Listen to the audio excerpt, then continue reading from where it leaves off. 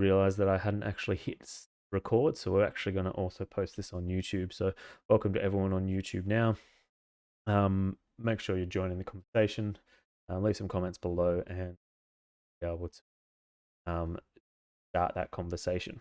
We're also on all the social media, so you can see down the bottom you've got some links. We've also got a Discord, so definitely jump in, have a look at that, and start that conversation as well. We always love to hear from you, and get that conversation rare. So you can see that we're starting getting the pull going. It's already gone through 12 pages. If I pull out, these are some of the games from last week. And this is actually the data it's pulling. So you can actually see here, what we do is we go through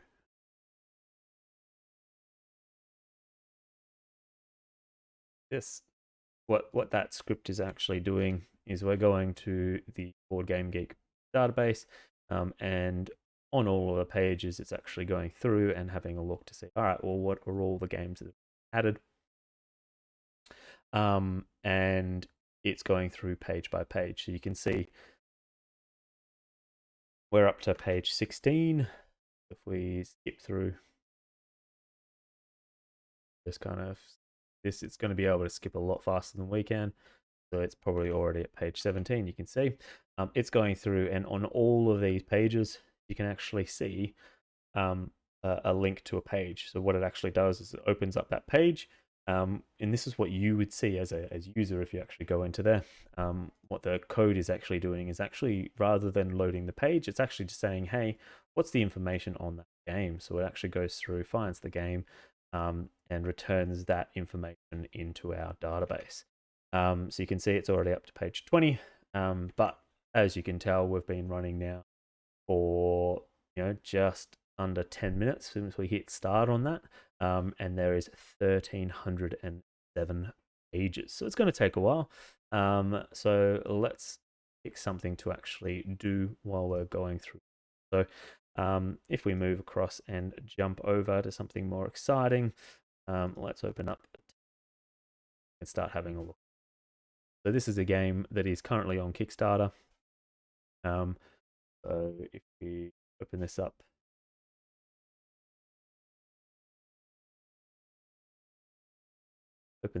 and we go to app.gamesnight.on, go in Voidfall, we can see the game has already been added, and this is live on. We open up data.com, search Voidfall, see that game has 2 more weeks to go. So I've been speaking to the developers, and we've been having a back and forth just to try and get us the ability to actually stream this. So we do have access now. We've got it on Tabletop Simulator to actually go through and have a play. It's now actually going through instructions. So what I thought would actually do for the first part here is actually just kind of go through it all. Let's just play the solo cooperative, and let's actually just experiment and see what it is like. So before we do that, let's actually scroll down on this, got all the stretch goals, and they actually already have the rules at PDF that you. So we're going to jump in and have a look at that. Here we go, the rulebook.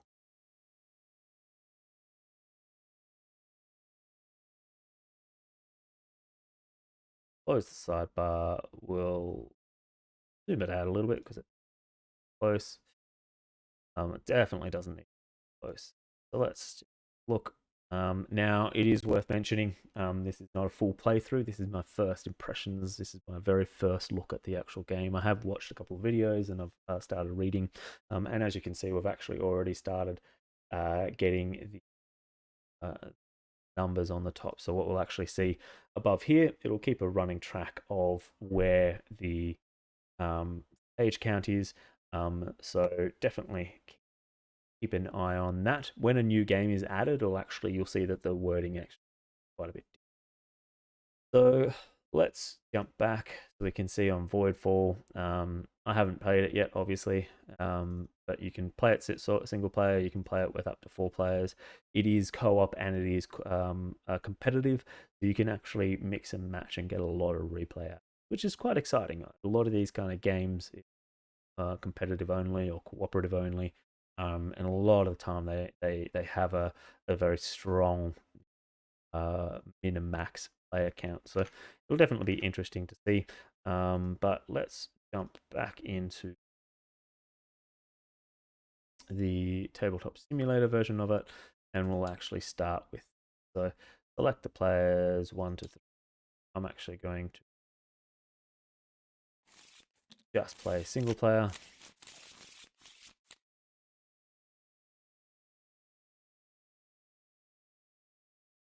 Cool. So what we might quickly do is jump back into the rules, and we'll just see if there's table. So once more, it is important to stress this is active Kickstarter, so there's no current rules. Oh, so the rules are in progress. Sorry, there are current rules, but they would change between final. We scroll in a little bit more. That's pretty much full. So that's perfect. Index. There doesn't seem to be an index on this. It is also worth noting that this is a game. So 50-page manual. It's definitely a big go through. So we're going to be playing with the 1-player rules. They have done some work in terms of highlighting, so you can competitive or cooperative. If playing 1 player, so we can see 1 token on each of the spaces except leftmost empty. If a playing 1 player, remove cards 1, 2, 3, 12, 13, 14 before shuffling. After shuffling, we do all of those. Playing 1 player, return your leadership focus card to the box. Add your unity 1 card. Place the unity focus 2 card next to your innovation focus card. All right, so it seems like we've actually already got that as well. So we've got the priority 6. So from recollection and from what I've seen within the game, I need to first choose one of these tokens, and we go through. So got counters in there. So this looks like it's they've done a really good job on the tabletop simulator import. I would be, they've got a background, and they've got the player board. Probably would have preferred a table. So just to jump out before we get too deep in it, let's have a look at, there's this one here, which is probably one of my favorite game tables. Like something like this doesn't take too long to render in something like 3D. So just getting a 3D modeling software, you could probably render something like this really quickly, and create it as a table. So that's something we could definitely look at. Now, obviously, that's saying that with a caveat. All games I would always much prefer to play in person. Tabletop simulator, great opportunity for streaming, but also for playing with people that are remote or things like that. So, especially now that we're currently in Melbourne in a lockdown, this is definitely something that is quite useful for us. But I have friends all over the world, so being able to play games with them through something like tabletop simulator amazing. So when I ask for things like this, just to make that table experience even better, it's not a must, but these little things count, and you can see with a game like Inish, this is just such a great example of how it could be done right. Yes, you could be done wrong if you look at something like the Ultimate D table. This is just overkill and nightmare. It doesn't crash out my computer.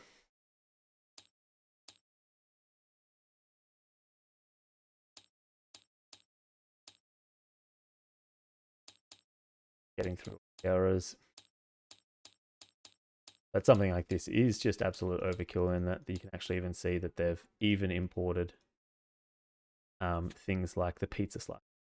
It's not needed. so this is way overkill. But this is the kind of thing that you're able to in tabletop simulator. Pulling in and out drawers. You have this kind of stuff available as a game developer. So I highly recommend grab in there. But in saying that, this is a Kickstarter camp. Like the fact that they've got it in Tabletop Simulator alone is just impressive. So before we jump in and before we actually going, I'd actually be very interested in kind of scripting that on thing like this. You can see, so they've got some app bundles, Mind Clash. So yeah, they've done their own coding. Kudos. Amazing when you actually see, oh no, it's a Nova mod board script by permission of. So they've actually gone through. Yeah, it's pretty. This is for anyone that's not familiar. This is called Lua code, LUA. Um, there's a lot of great training. I do not proclaim to be anywhere close to an expert on this. I am definitely more of a hobbyist in that. But basically, you can kind of go through some code and look. Or that's the colors that they're putting. So yellow, green, and white. This is what we call a variable. So we're actually being able to call that color.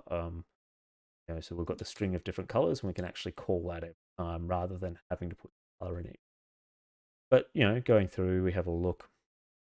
It's doing some basic state changes, and it's just setting up the board for us. And that would be, I'd imagine, programmed. If we have a look at scripting, that's so four pieces of asset bundles, which will be associated to the 4 buttons.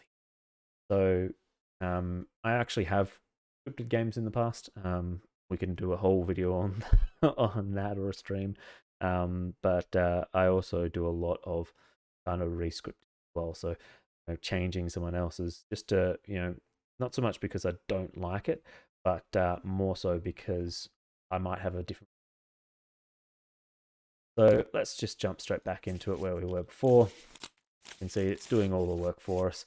This is also one of the benefits of Tabletop Simulator, not having to actually do it yourself. Yes, we could do this on Board Game, or Tabletopia.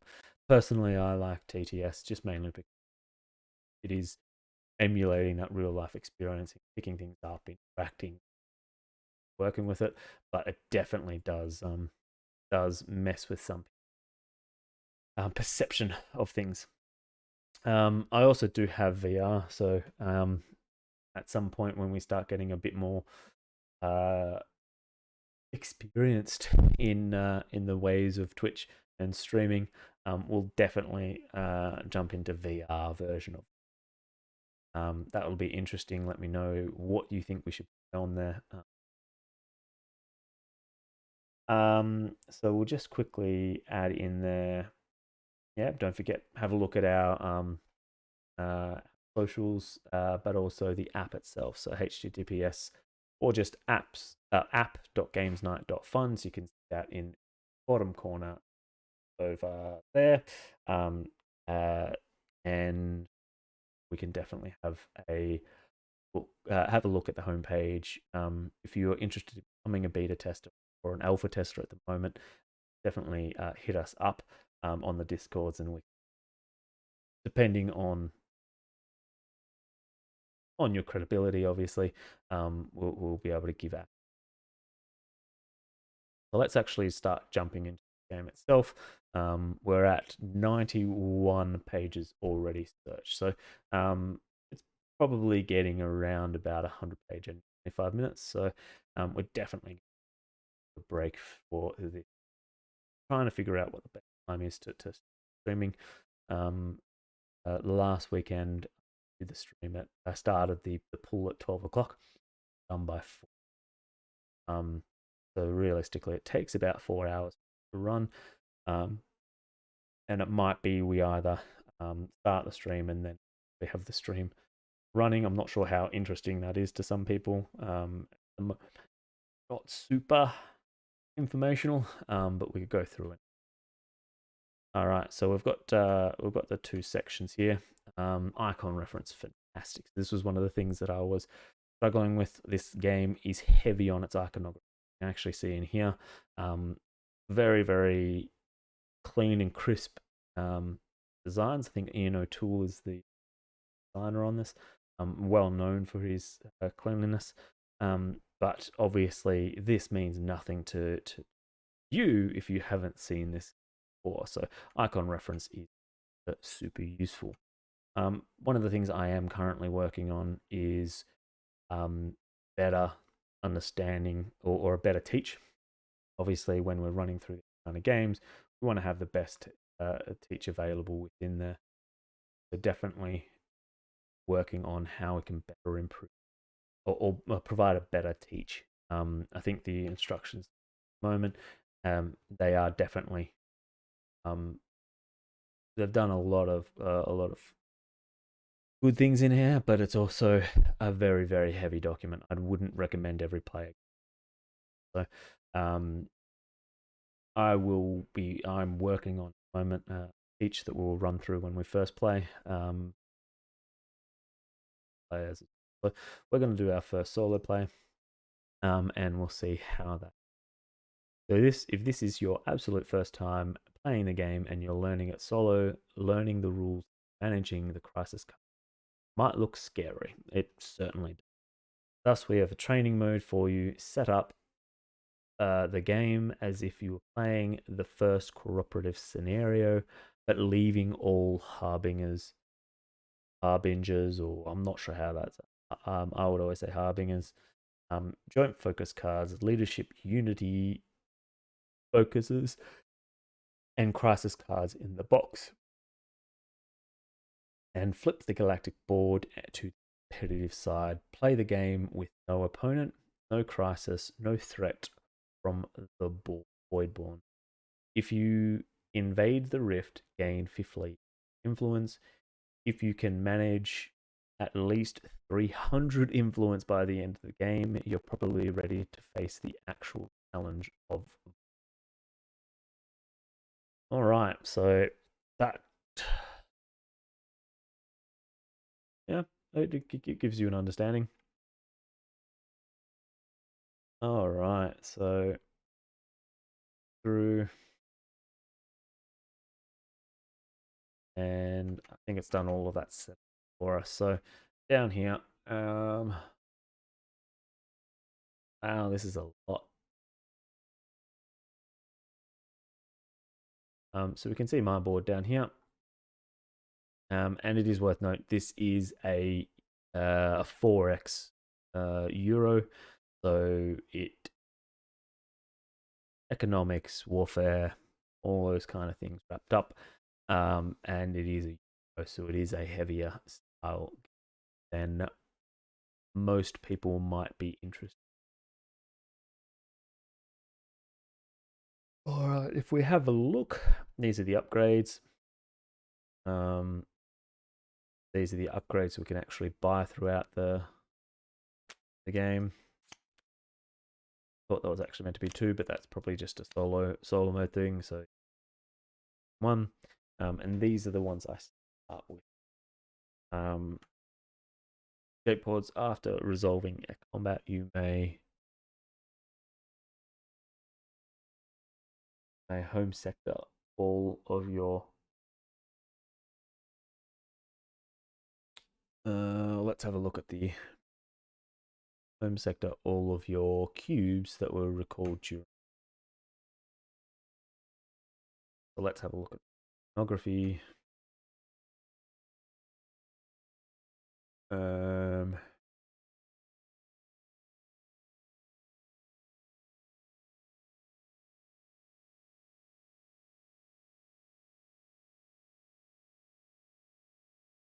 Deploy a fleet power, all of fleet power. All right, going to be something that we can go through.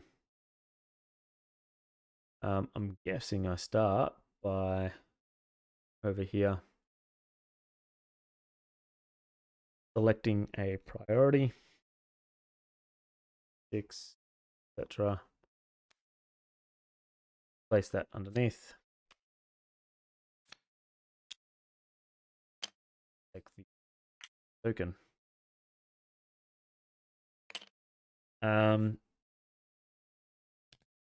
Trade token.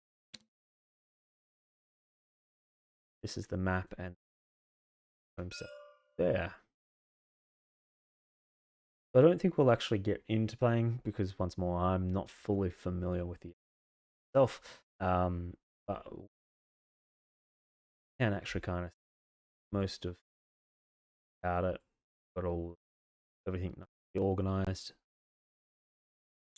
nice and neat. In real life, then half of it away. So, cool. So once I've got them, I'm guessing up all 9 of our cards. You can actually see, I do know this so far within the cards. You play a card, actions at the top there. This costs nothing. We've got a big giant X. Get those 2 actions. Oh, I'm not used to talking this much.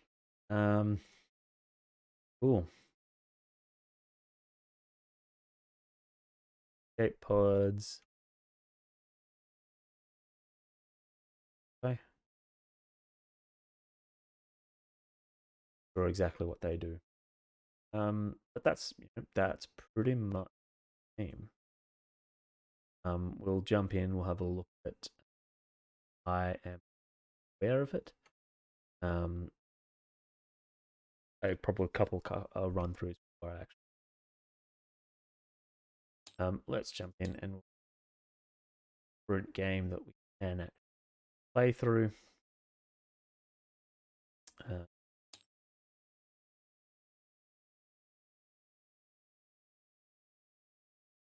The Mantis Falls is definitely a game that I want to be playing through quite soon. A game that should be arriving in the next month or so for me. And it's a two-player, sometimes cooperative game. And what that means is, within there, it's a 2-player, and one of you, you have 3 cards, and if you are a witness, then there's a 50-50 chance that the other player is a witness or assassin. So effectively what you're trying to do, you're trying to use your connections to get out of the city safely because you witnessed a terrible game. So, so down. So basically how the game works is doing all the setup for us, which is fantastic. How it's actually going to work is play through and have your role. So actually look, a role is assassin, but the other player doesn't know that that they are a witness, but they don't know if I got the witness. So there's that 50 chance of, am I working with them or am I working against them? And effectively what we're trying to do through the game is we're trying to move our characters up the board. So it's so you'd move up the board, trying to actually get to the end of the road. And effectively, the game plays out a series of actions and events. So you're going to be trying to collect allies, put some, place down cards to either resolve the event like, and you can actually see. So when we draw, say, let's draw one event, you can see that within here you have an action, and then you have a outcome. You can see this one saying it's an opposition with a health of 3, so we have to deal 3 damage to it, and then it's 2 results. If the opposition is not defeated, you receive wounds, your yellow number, to each of the players. So then yellow number would be, all right, well, we're on here, so it's actually 1 damage to each of us. If the opposition is defeated, nothing happens. Bad thing. Now, the difference is that I'm the assassin. I can't lie about the card, but I can obscure. And I could say, well, actually, this one's going to take 5 health to kill. He doesn't. The opponent doesn't know that, whether it's a he or her. The opponent doesn't know that. But they could be playing action. I say, well, I can play 2. You get yours out there. And it's a great way of getting them waste cards, put out extra cards that they don't need. Within that, it is, it's important to know. I could actually even say, well, let's actually, you can't outright. There's certain conditions, and I have to grab the rule book. And once more, it's a game that I haven't played yet, but I definitely give it a go. Um, uh, it's a super simple kind of premise, so definitely one worth checking out. I backed it myself personally, so that will be the standard table. Yeah, I wouldn't expect that. Got a pretty cool background in place, so that's cool. But yeah, once more, you can actually see this is it's a table. It kind of gives you that effect of it's being a table. That version component. But once more, they've got a nice little hat, just tiny little detail. In fact, the hat itself is actually a bag. Grab things, just, and once more, super, but it adds to the probably what I would do table, maybe doing something regards to traffic lights or component that will kind of make it feel not just like a board or a table. Maybe it could be we're trying to get to the car, so maybe it's actually we're playing on the bonnet of a car or something like that. Like just those kind of things would be really fun and engaging. Um, doing bring that along. Obviously, once more, it is a game I can't play at the moment because just my. So let's have a look at the code. So see that in that code we've got 173 pages. So at this point, up to yeah, we're well and truly on our way through the list. But only 10%.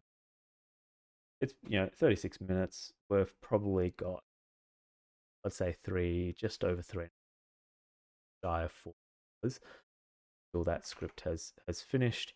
Keep that updated. We probably won't see any games appear in the list until maybe 8 or 900. Usually that's where we start to see them appear, mainly because these are new games. So it is just going through and finding the game added, which means people haven't found. So they can't be high on that list. We will be. Sometimes you do see a bit higher, but we run through from the very beginning, just because actually the people can add games that haven't been like there might be an older game, and we saw this even with a game that was added last week. But this game was actually from I don't even have a date. Fresh. Yeah, it doesn't even have a date of added, but this game was added last week. But the year of published was 2019, an older game. It just wasn't ever. So, and that's why we run from the start because what we don't want to be missed either. And a couple of hours each does not overly taxing, both on Board Game Geek, their API because that's what we're using with API to pull information, but also from our servers as well. So let's quickly go through, keep finding a single player champion. So, this is a game that fantastic little game.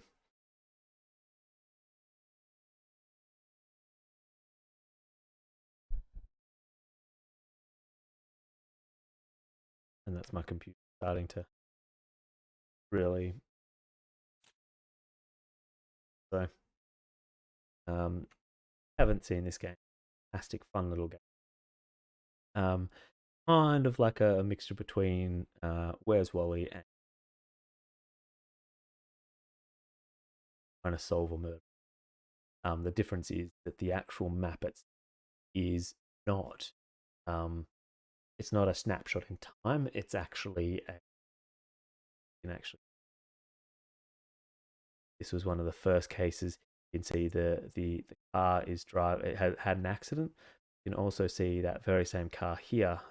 Scroll up, we can see that same car is here. All right, well, where's that? Oh, well, that's where he got in his car. But where was he before that? Okay, well, he was actually having a tea with his wife, but then the wife is actually up there putting poison in tea. So his accident was caused by a poison event. Fantastic, great. Just such a great game to play. I think it's actually quite difficult to get, and I know that there are more. There's actually a puzzle version, so you actually make the puzzle, and then you actually follow the clues and well. So fantastic little game. Um, and I say little, it takes up a huge.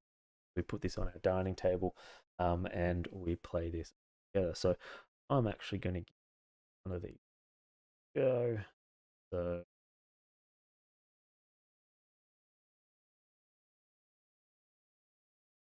we go this one. All right. That's the card there. Uh, that way. Oh, and this is in a different. So we're not going to be able to play this game because I don't have the English, but I do have the game itself. So I could actually go grab that. You can actually see it over there, so I could grab it and put it on. But that it actually would have spoiled play it yourself. You enjoyment from um find else.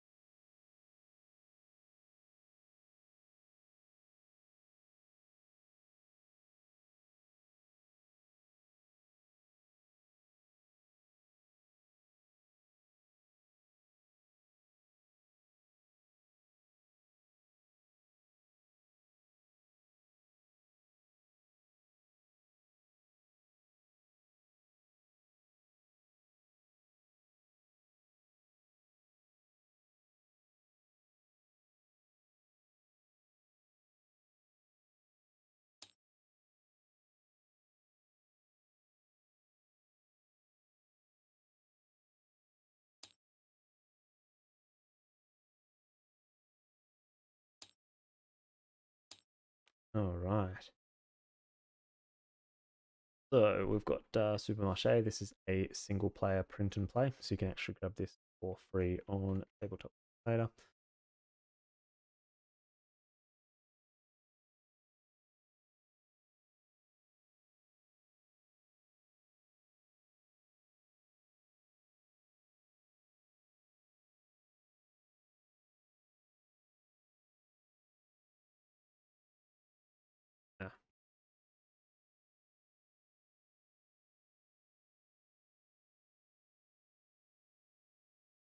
Yeah.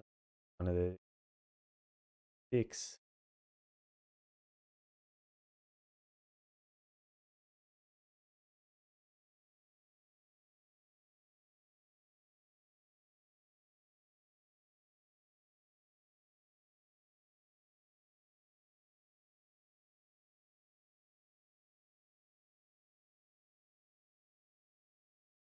Okay.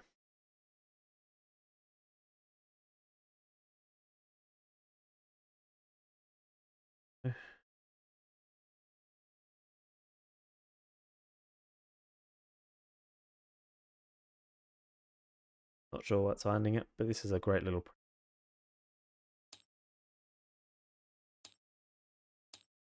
pretty quick playthrough.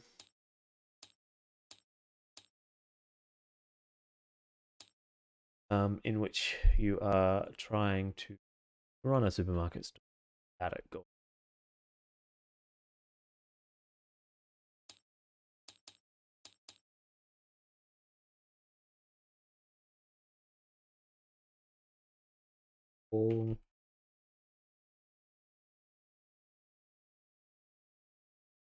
Awesome. A pun on, nice little fun pun. So we've got our customer deck shuffle, got our distribution deck, and basically what we're trying to do, feeling of started automated.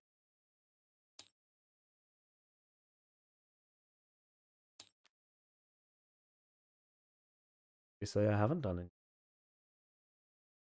or is it some? Yeah, it's. I've done a whole bunch of. Bit more snappy. We're gonna shuffle it up, and going this.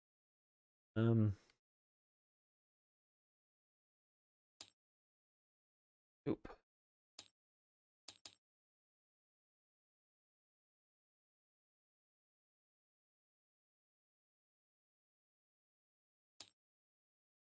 All right, so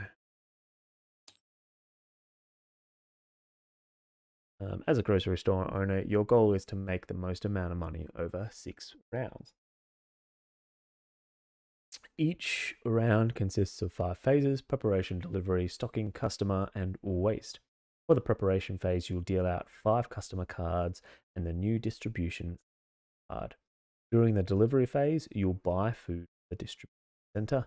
Every round, the cost of the distribution center change, so make sure to buy wisely. The food types in your grocery store are produce, bakery, dairy, dry goods, frozen. During the stocking phase, you'll stock the shelves and hope to offer your customers the best selection. You can also put items on sale during the stocking phase. Customers come and shop during the customer phase.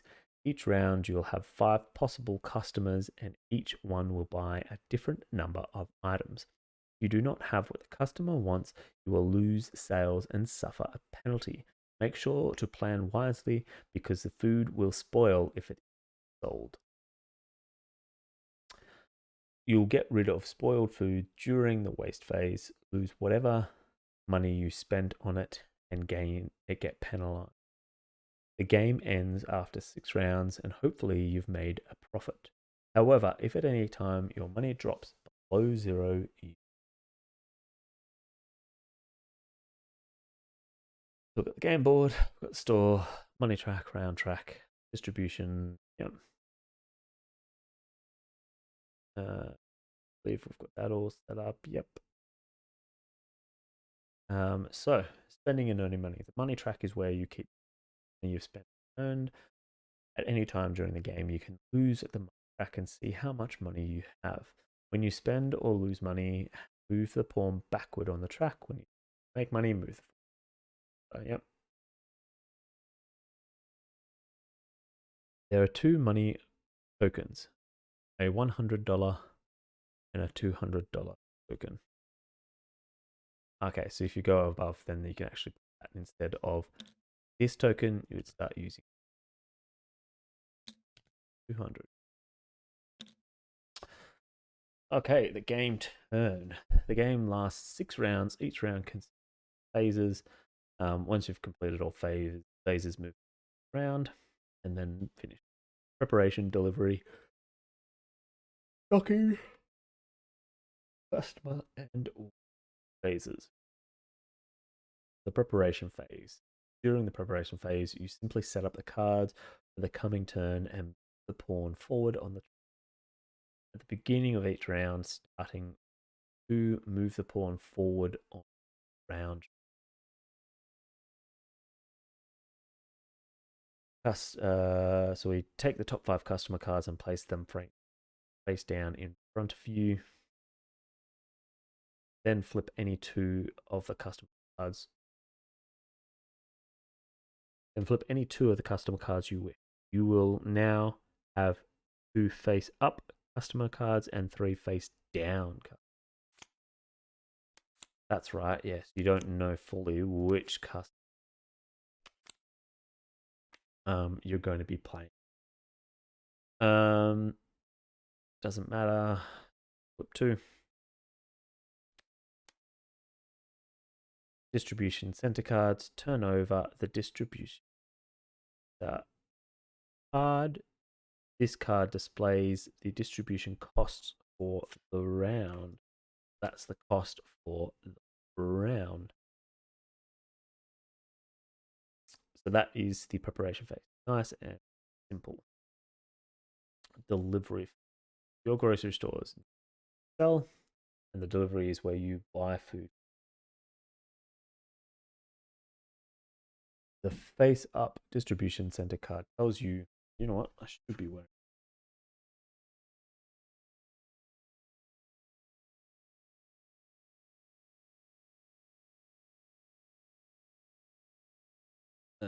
Face up distribution cost. Decide how many you want and what type of food you want. Move the pawn backward along the money track.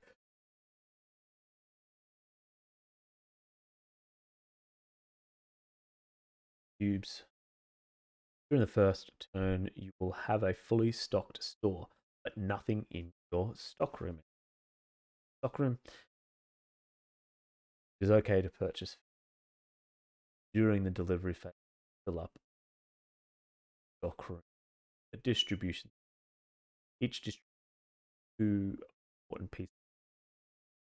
The type of food and the cost. Now, from remembering and very wildly, expiration dates. Each food has an expiration date and only lasts a certain number of rounds. In order to keep track of when food expires, the stockroom contains 7 boxes to indicate the round in which the food expires. Place the food cube just purchased into that appropriate box. These boxes help you keep track of when food expires. There. As you can see that the frozen never expires. Dry goods expires after 4 rounds. So for instance, if you buy anything from dry goods, would actually expire at 5. Still counting the number of food rounds before, always include the round it was. So 1, 2, 4. So at the end of round 3, end of round 2. Cool. The stocking phase. Now it's time to stock your shelves. Decide which food you want to put in your store. The types and amounts of food you choose are very important. If you are out of stock of something that a customer wants, the round will. There is a limit to the amount of food cubes you have in the stockroom, and at a time you are allowed 20 total cubes in the stockroom and only 15 total cubes in the store. So choose wisely. Always once cubes in the store, you may not move them. So from the previous round, the delivery phase, we can start buying. So produce here costs 3, but at the moment it only costs. But it expires every single round. I have 3. I think we're pretty good on produce. Actually, let's have a look here. So they're going to pay, and well, let's keep reading through, and we'll find out what the. So there is a limit to the amount of sale when you move the food to a stockroom. From the stockroom to the store, place it in the appropriate location, and number of correct. Okay, yeah, so it just moves correct one into there. So the dry goods, it's first round there 4, 5. pretty self-explanatory. Putting items on sale. Putting a food on sale is necessary to stay ahead of. It also helps to sell food through food that may expire. Plus, it's always better to sell something at a loss than lose your. If you want to put something on sale during, pardon me, stocking phase, there are customers in. Too late to put something on sale. This will be explained. All right. So open the doors, let the customer in, and sell your food. To begin the customer phase, look at your two customers.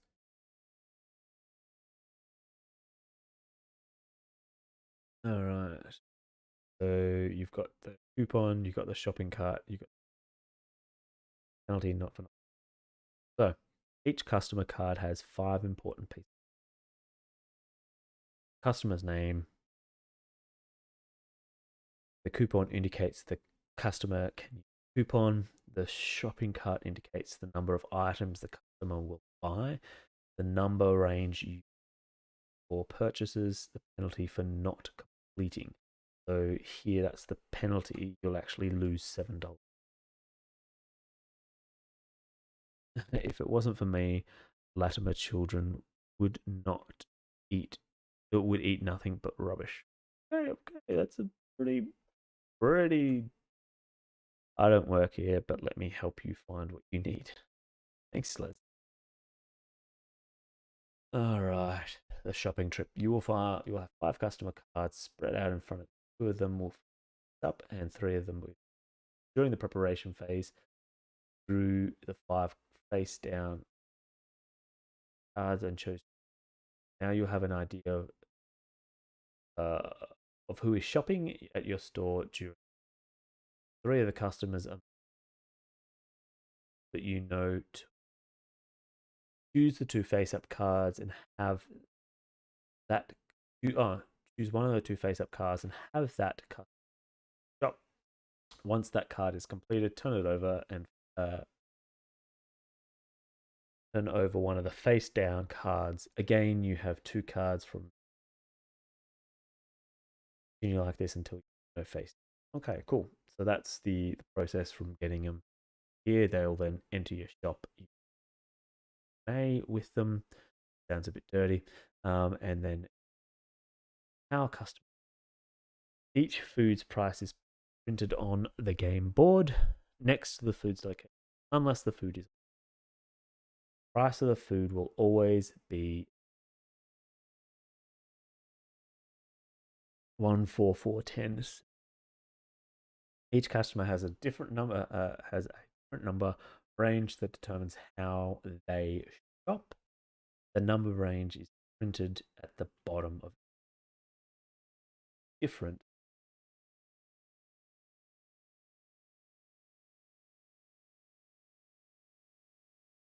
So I moved my camera so instead of now being on the left, let's actually put it back to where I had it before.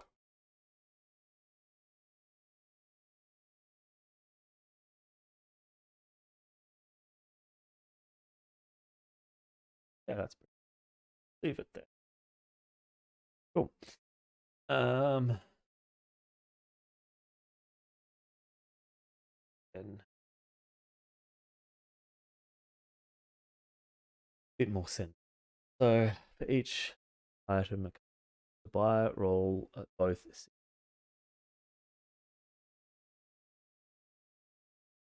The number is printed. Each number, according to the total of both dice, you have 2 options for buying food. The customer can either buy 1 food at normal price, or some customers can use a coupon to buy 2 foods. Normal price, use the total of both dice and find which food is purchased. I should have actually kept reading it. According to the number range.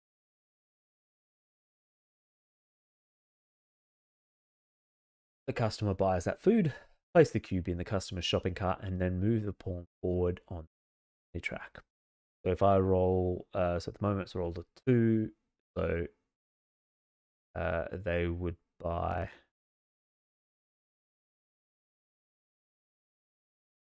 Regina's turn shop. You roll 2-sided dice and the total is 8. According to a number range, and 8 buys bakery. 8 buys 7. Oh, okay, yeah, I see what you mean. Yeah, I see. So a 2, 3 to 5. Yep, cool. Then move the forward. Yep, so you decide to buy 1 bakery cube. Put that cube on the first space of Regina's shopping cart and move on 4 spaces forward.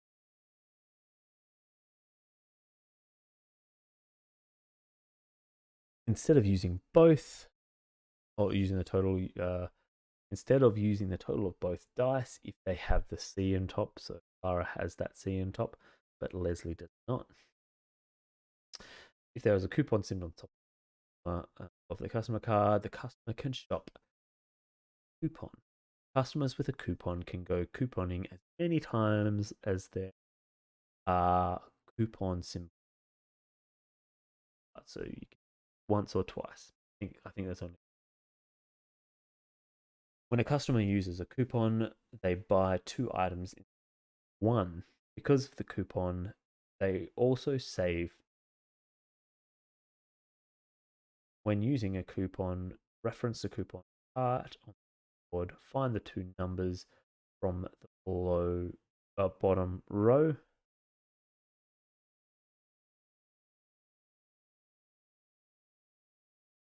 Find the 2 numbers, bottom row correspond to the total of the 6 sides. For both numbers, find which are per. According to the number age, the customer buys foods, place the cubes at the shelf, and move. So Regina has a coupon on her customer card, therefore she can only use couponing option once. Jackie has 2 coupons, therefore she can twice. So important rules. Couponing is couponing must have a couponing. Go couponing. Both items need to be in stock to use a coupon. Both items purchased coupon count towards the item total in the shopping cart. There isn't room for both items, the coupon cannot be used. You can't use it on the third. If both numbers fall within the number range for the same item, the buys two. It's Regina's turn to shop, and she wants to buy 3. She has a coupon. Roll 2 6-sided dice. Total is 8. Regina's first of 3 items, so she has room to use a coupon. Instead of buying a bakery cube, you decide to go couponing. Find the number 8 on the top row, which is 7 and 12. That means Regina buys a product cube that is dry goods. Because she has not made a purchase yet, there is a shopping cart to buy both items. Yep. Ooh. Alright, cool. Shopping. If at any time you do not have the food indicated by the die, the customer leaves out of frustration and doesn't buy. It's brutal. I don't know any shopper that would do that, but I'm sure that probably are. 3 things happen when you fail to complete the customer card. You receive a penalty for not completing the customer card. You lose the amount of money printed on the card. Right hand. You lose the money the customer spent during the trip. If any ad spent, you lose. And you lose the food the customers. They were so upset that they left the cart in the middle of an aisle. By the time one of you found it, food was spoiled, smashed, or lost. Leave the cube. It is brutal. There are 3 cards in the game that have both penalty and a bonus. If you cannot complete the card, you will receive the penalty as you. However, if you complete the card, you receive the bonus.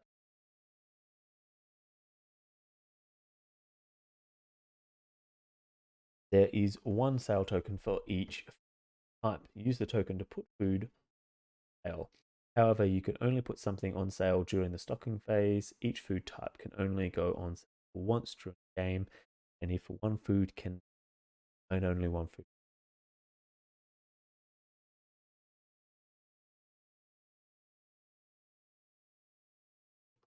Pardon me. You are required to put 3 different foods on sale during the course of the game. However, this does not need to stop putting additional. You can put 6 food on throughout, but there's only 5. So 5, yeah. You have to put at least 4 of them on sale. Oh, 3 of them on sale. So that's not too bad.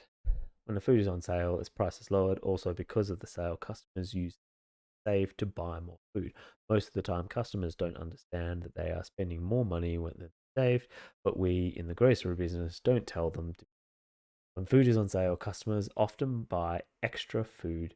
It's a buying an initial on sale. When food is on sale, each customer may buy 1 on sale food at the beginning of their shopping trip. This happens before the dice are rolled. Take the on sale food cube and place it to the left face of the shopping cart. Then begin the shopping trip as normal. The area is on sale. Mo has room for 1 item in his shopping chart. You decide to let Mo buy an on sale dairy cube at the beginning of his trip. Take a dairy cube from the store and place it on the left, one space of the one space shopping cart. Move the pawn 2 spaces forward on the money track. Continue on his shopping spree as shopping trip. But it's still spree is just more fun to see. Buying an on sale food during a shopping trip. Sales work a little differently.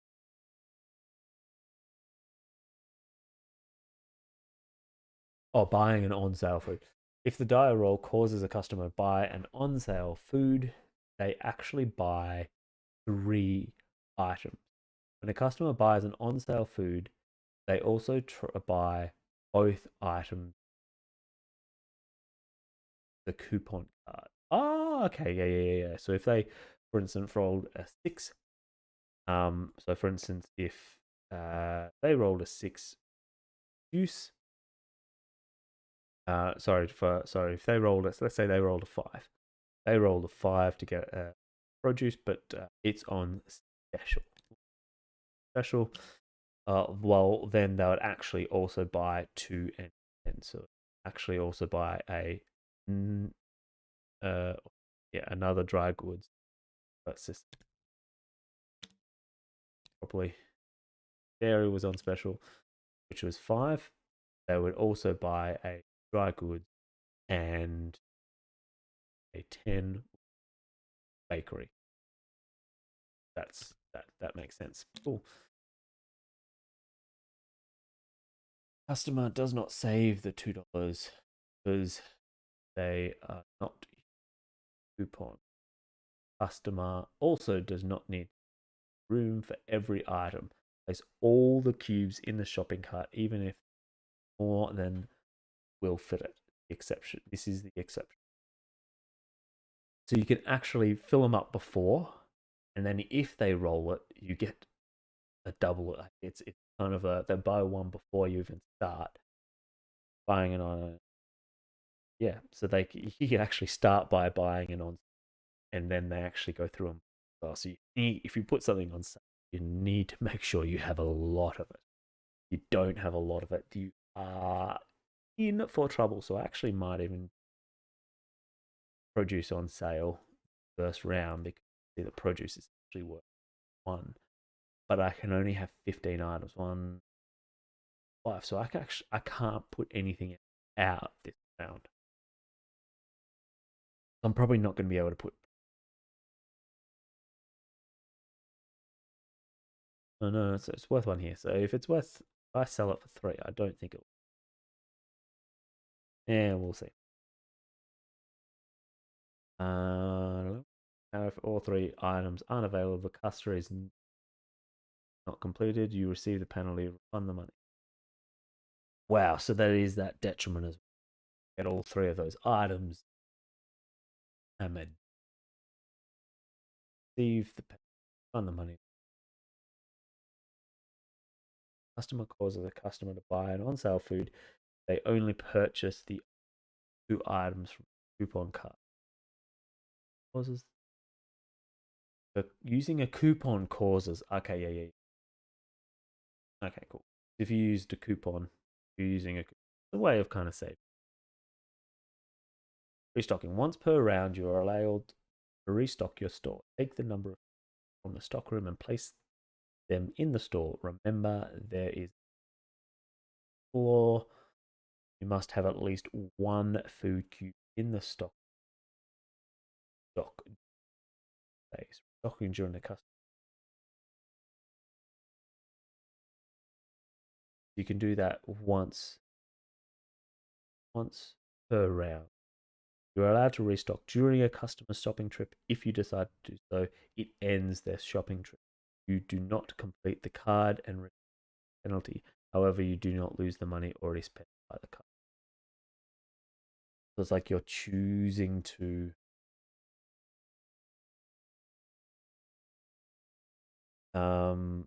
once a shopping cart is full, you can no longer restock stock during. You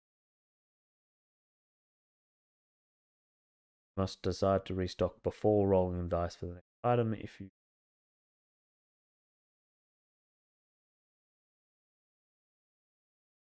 you must decide to restock before rolling the dice for the next. Roll the dice and realize you're out of good. It's too late and restocking after a shopping. Customer card a face down customer card without looking at it. If there are no face down customer cards, you may not restock between. Ooh, okay. So it's like potentially losing potential customer. Stocking occurs after the completion of what you the next.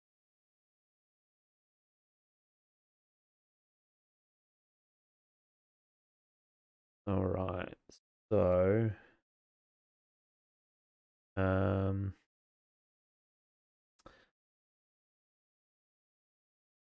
of the customer phase. After you completed. After all customers have finished shopping, you must discard the expired food.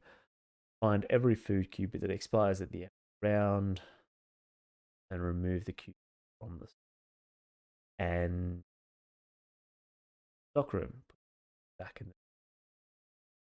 You lose $1 for every expired cube discarded. You pay an employee to search through find food, discarding food, waste product, and time, which is why you are.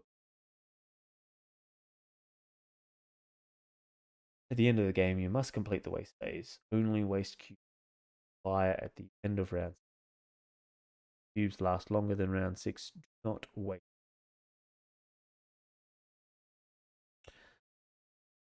Cool. And that is. So if you're, in order to actually succeed in terms of getting an actual victory, you need to get up. So let's give. So we're going to start off. All right. So we're at 393. So I'm actually going to let's pause for a second. And we've been going now for an hour. So I'm going to pause. We'll get a little bit of a relax. So in 5 minutes.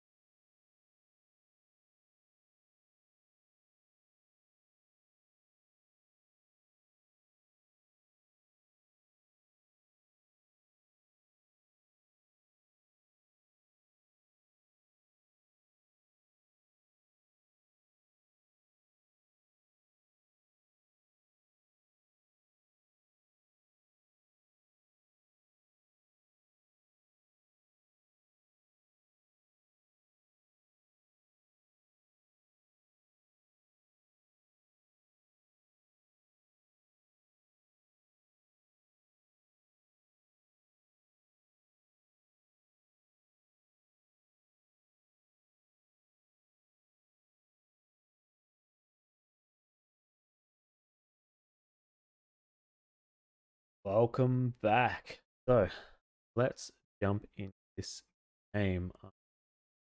Have a drink. I have my food, and let's just get into it. All right. So, of this quick game phases, bigger and bigger.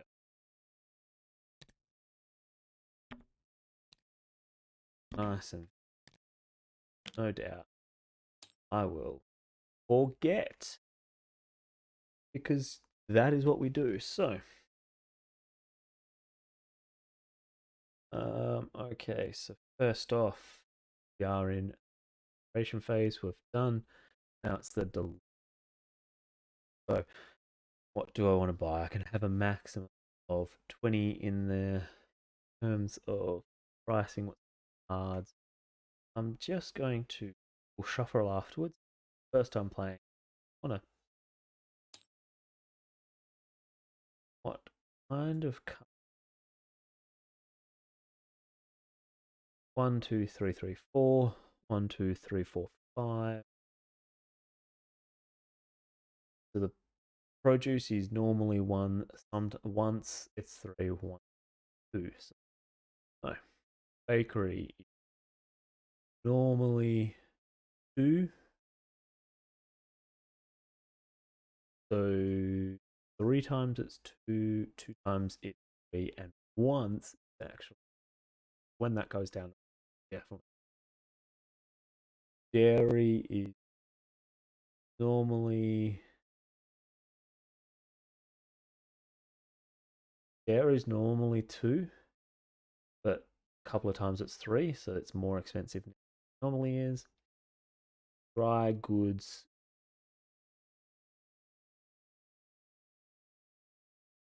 The dry goods is normally fine. Yeah, about 4 or 5. Kind of makes sense. Yep. You can usually double your good. Frozen 3, 4, 5. Most expensive. We'll shuffle those up. I think definitely having that context was important. So we know that frozen is more expensive now. Normally is dry goods is about the same, but it's very rare that it's cheaper than this. Dairy is at a good price. No, dairy is at an expensive price. We definitely don't getting it. Bakery is at its standard price, and normally we can double them, which is about about average. For instance, board games. Games usually you make about double the money from the. So I can actually bring the mic a bit closer now that we've got orientation. Okay. Still to do, script the main area. Oh, okay, so this was my notes. So I've actually put some notes in here what I was doing. Script the main area, room, count total price cubes, which I can do. So what I'm actually going to do is have a total counter up here. So actually say how many cubes here, how many cubes are in here. Get out. Automate start of turn, move things around. Stuff. Create an auto sorter for cubes. Yeah. So at the moment you have to put it all back. Correct one. Not a huge hassle, but being able to go bang, click it, and sort it. That's a great thing. So this is a great example. This, if people are interested in seeing how you code up in TTS, I could definitely do some magic on this game and potentially even have the creator of the game in it and talk to them about what they will think about when they created it. So let's jump in. Produce.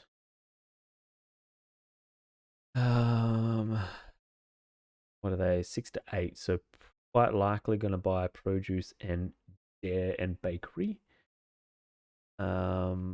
Bakery is quite common on those. So definitely need to get some extra bakery items. We've only got 3 at the moment. So bakery is $2 at the moment, which is about. Let's buy another. Buy us after 2. And those are also going to. That cost me $6. Think that we're definitely going to want some produce in. They're pretty big buyers, so let's actually get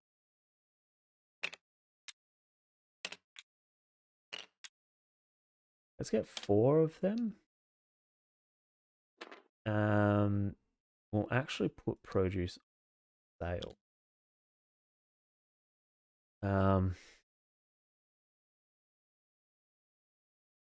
Gonna need to be careful with that. It's a risky move straight up, but if we die straight up, then I can't say it didn't happen because it's live on stream.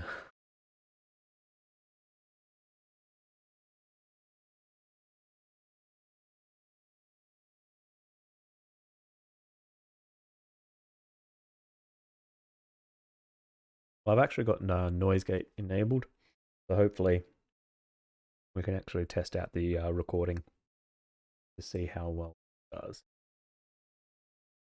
So we've got 3 of everything else. We don't want to be buying any dairy. It's too expensive, but both of them have dairy. We're just going to need to be mindful of that. Dry goods and frozen. Frozen's too expensive and dairy's too expensive. We're not buying those two. We're going to buy some dry goods. Going to put me nice and close. I can't afford to lose anything, but I reckon let's put 1 dry. I'm going to have to restock during. Definitely going to have to restock. So now we move on to the stocking phase. Can't do any stocking. We're maxed out on the floor. So we go into the customer phase. So I'm going to move. Ooh, do we want Leslie? Yeah, we want Leslie. So Leslie is definitely going to take a cube straight up. I haven't actually done the sticking on this yet, but let's give that a go. All right, so the first item they're going to buy, they don't have couponing, so we're going to roll. We got a 6, so a 6 from is an extra produce. Produce is on special, so they're actually going to trigger the rule.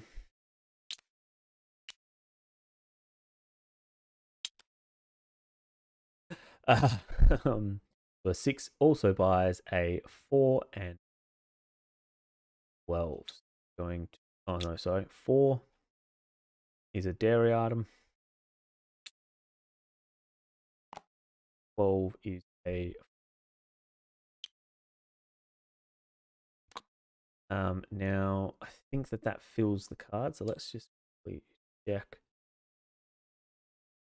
Customer phase, couponing, sales, buying initial sales food, which they did. So on the food, customer does not save the $2, so that's good. The customer also does not need to have room on everything.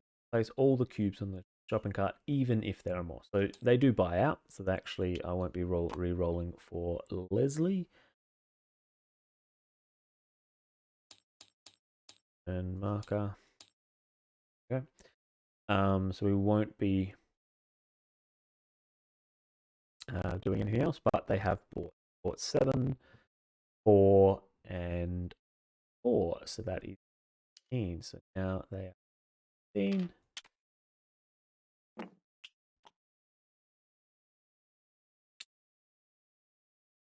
Produce is going away.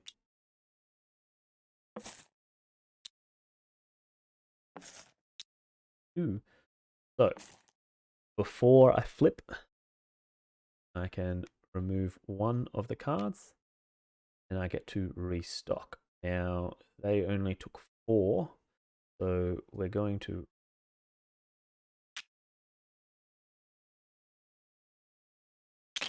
these don't go. Then I flip another one. I can't do that action again, so we probably want a token to say that I've actually done the restock. But Yeah, it's a play, so I wouldn't expect this game to be fully hashed out. That's in the note here. Game phase cheat sheet and a restock token. They're two things. Probably want to make it visible. So now we're going to take another one in. So this one's going to be either produce or dairy. Statistically. And this one is going to be so let's take Scott in first. Oh, that's where I put him. Ah, cool. We probably want to put a thing to say that's what we're doing with it, but okay. So Scott is going to do his shopping spree. So grabbing the dice, going to roll.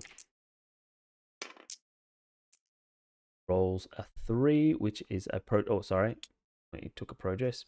So they're going to take another produce and 4 and 10. So they're going to take another produce and they're going to take a dairy. Ooh. All right. So in terms of sales, we're going to get 6 and 4, 10. Grab these away. Got successful.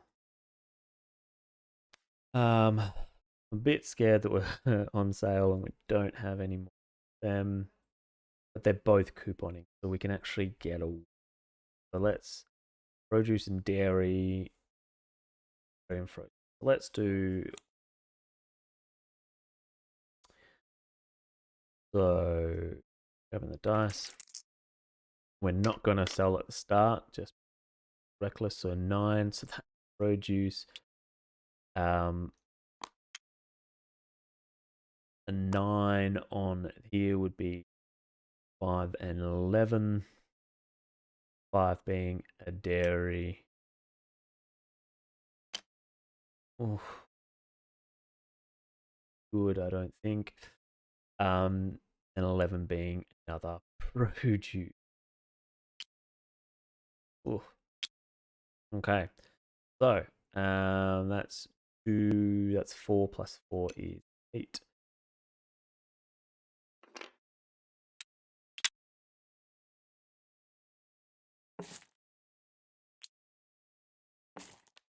Success completed. You.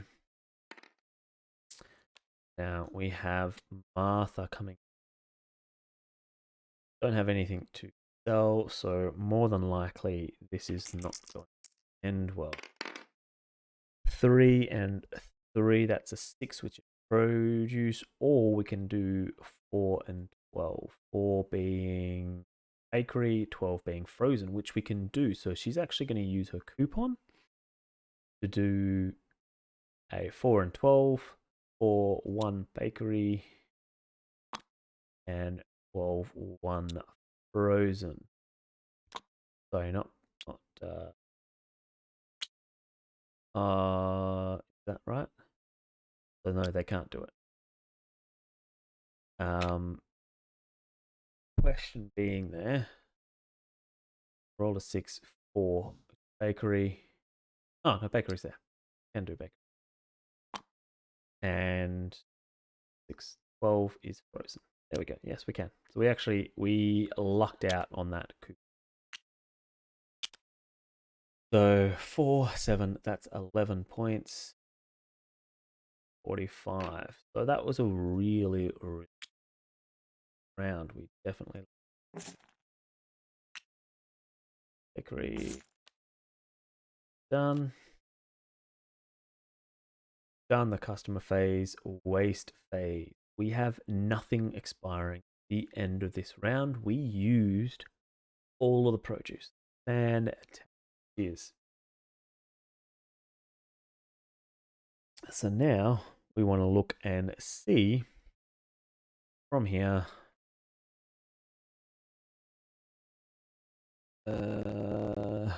Nothing expiring. So we move the round track up. Then we do the preparation phase. So this flips over here. Get 5.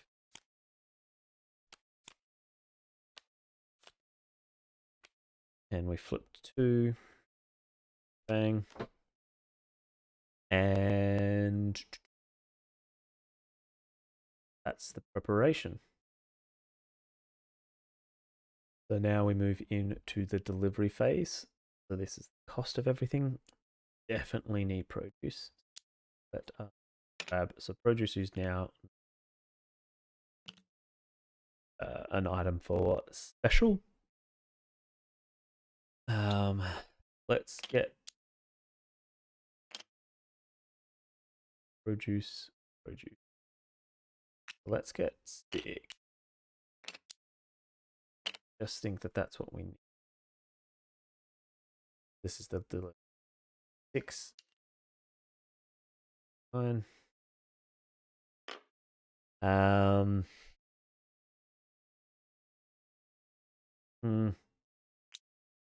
Let's go with 5. Let's go with 5. We've got the bakery, which is at 3. Bakery at 4. It's expensive, but I still have some left. We don't need more bakery. Hopefully we'll be able to get some bakeries in these. That's 7 there and a 8 and 9. Dairy is only $2. About average. I'm out of dairy, so any I buy would expire at 1, 2. Let us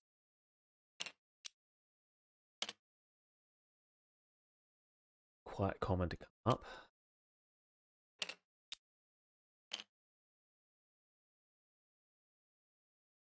5, 8, 13. Dry goods we're pretty good on. Dry goods it's about its normal price. So haven't sold any dry goods. Doesn't look to be a good chance of dry goods. So we're just going to leave the dry goods. I've got a stock here of it and 3. Frozen I do. So frozen is at $3. It's about its standard price, I think, at half. So let's go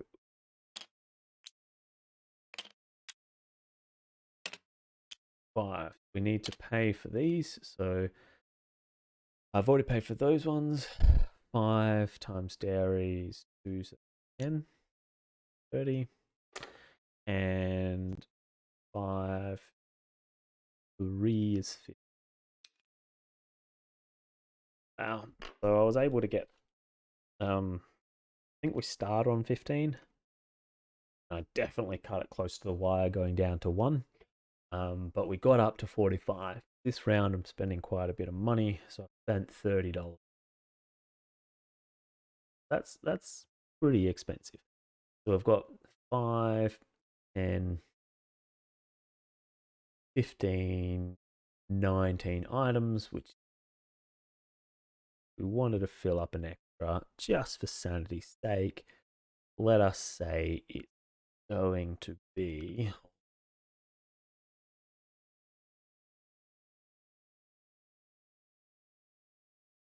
is frozen on a good special?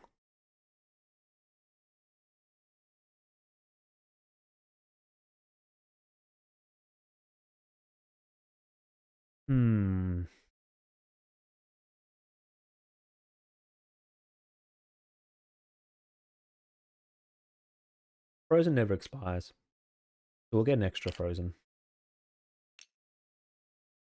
And that maxes out. We've got 5, 8, and 14. Now we're on to the stocking phase. I can definitely stock up. So let's put, definitely need at least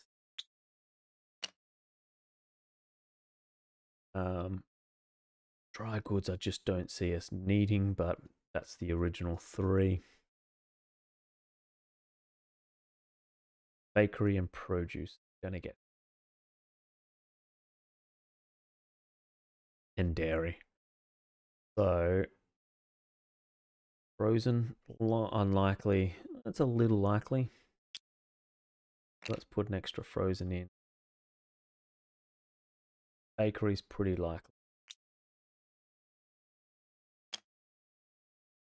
Question is, do we put I'll definitely be putting 3 of them in.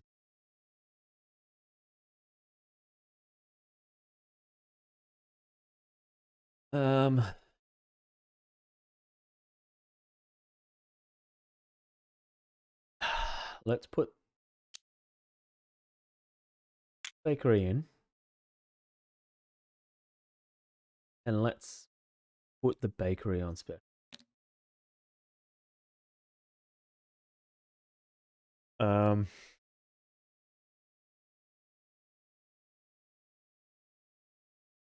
We don't have to give them one at the start, but that's a safe assumption.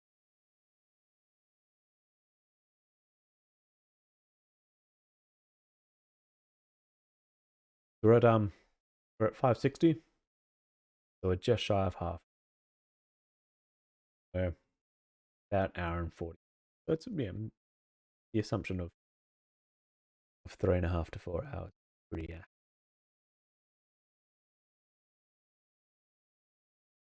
Now it's worth noting I could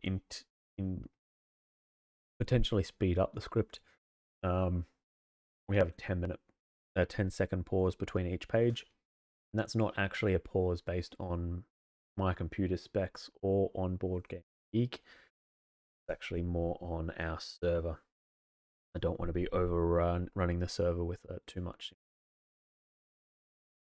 All right, stocking phase complete. Let's go into customer phase. Which customer do we want to go through first?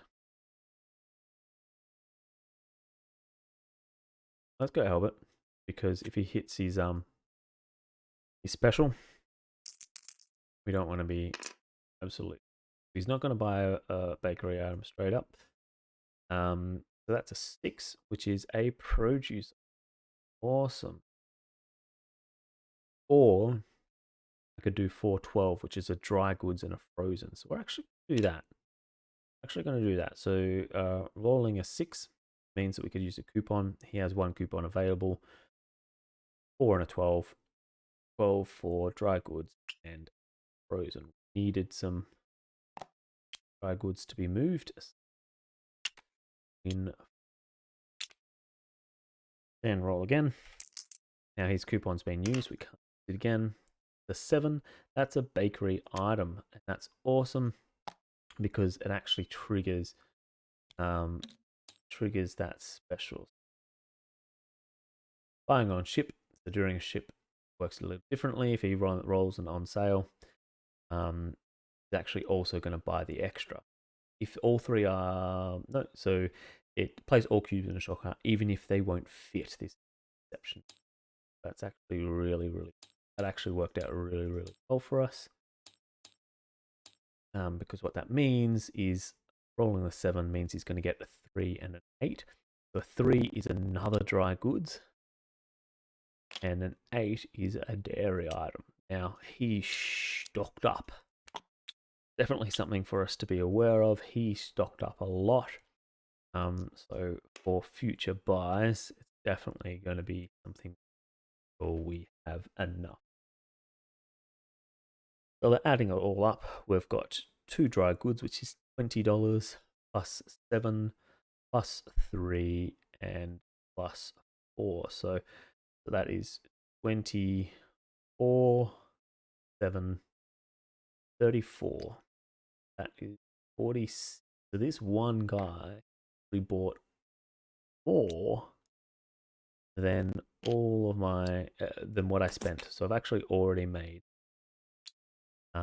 this round's delivery, which is good. That's what you want. You want to be able to we want to be able to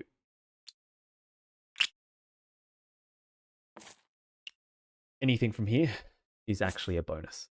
Even if I lose, not too bad.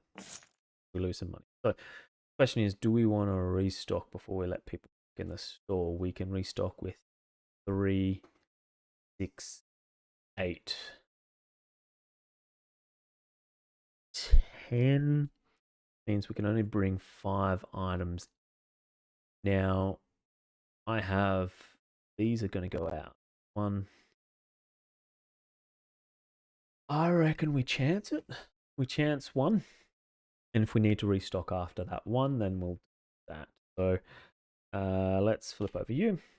We're going to go either between Jacob or Regina. So Jacob's after, more likely after frozen dry or bakery, and Regina's more after dairy produce. Oh, now we've only got 1 dry good left.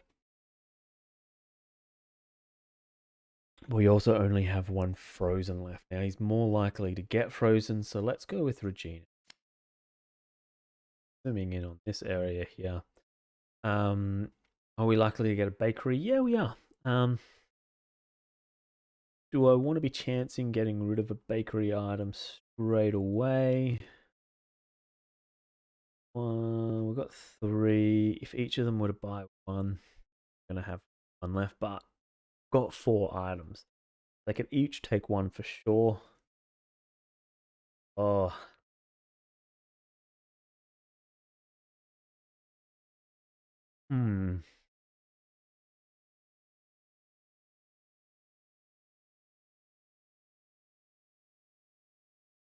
Let's you know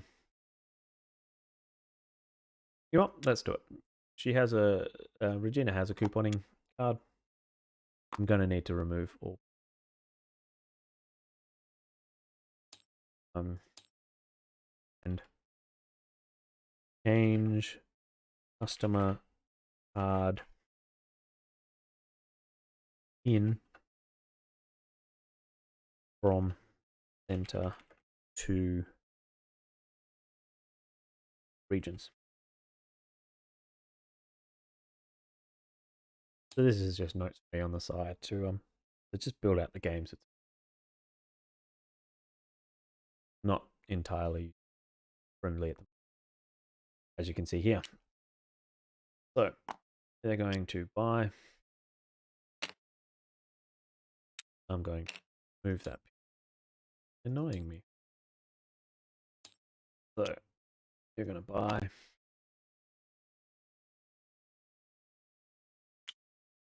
I'm going to do it. Let's do it right.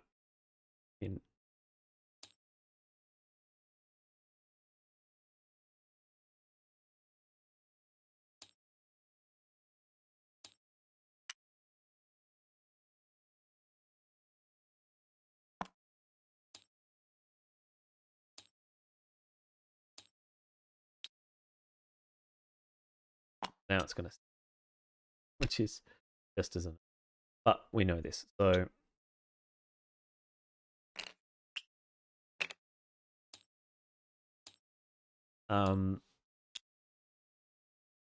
so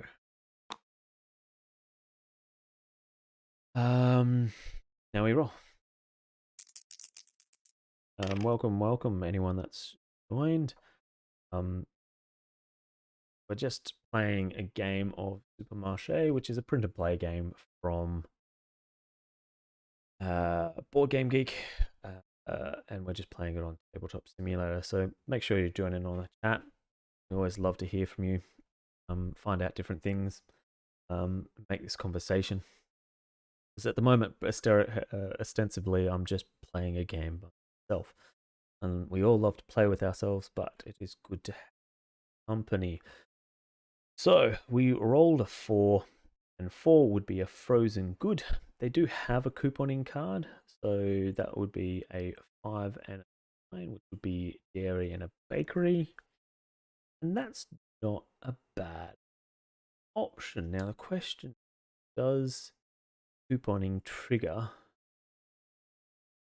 buying doing a shopper's sales work? Dice roll causes a customer to buy an on-sale food yet buys 3 items. Customer buys an on-sale food. If a coupon causes a customer, she only purchases 2 items from the coupon. Cool. That's actually good. So let's do that. So we're actually going to do, so 4 is a 5 and a 9. So 5 is a dairy and 9. And I chose that just because only got one frozen left. If we did the other, it could definitely hurt us. So I don't want to be leaving a customer with nothing in one of the box. Let's roll that. 5. So 5, the dairy. We do have a dairy. The other option is 2 and 10, which is frozen and a dry goods. And you know what? No, we can't. Sorry, we can't because Regina only has 1 coupon and they don't have the space for it. So 5 is a dairy, so they take the dairy. Going check out. So dairy is worth 4, so that is 8. Bakery is worth 3. 6, so that is $14. Here's 60. Those two.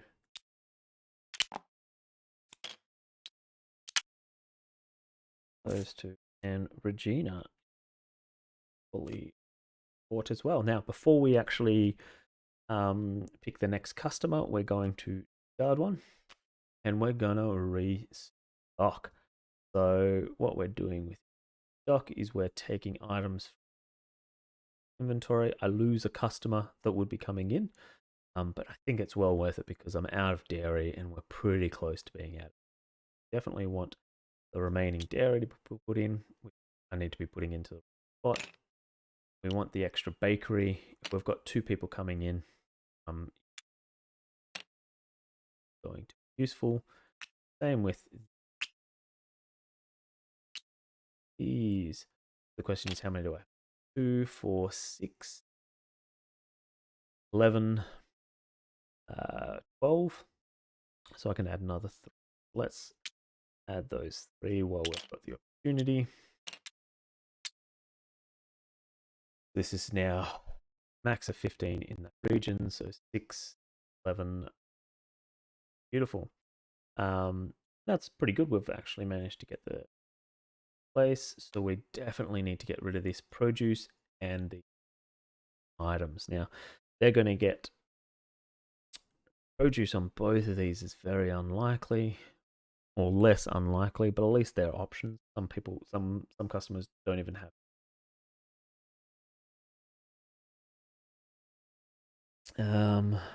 Let's have a look.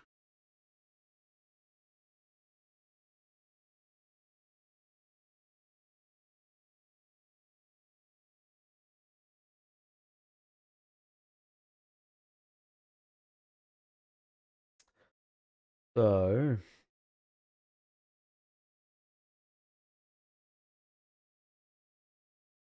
I reckon we take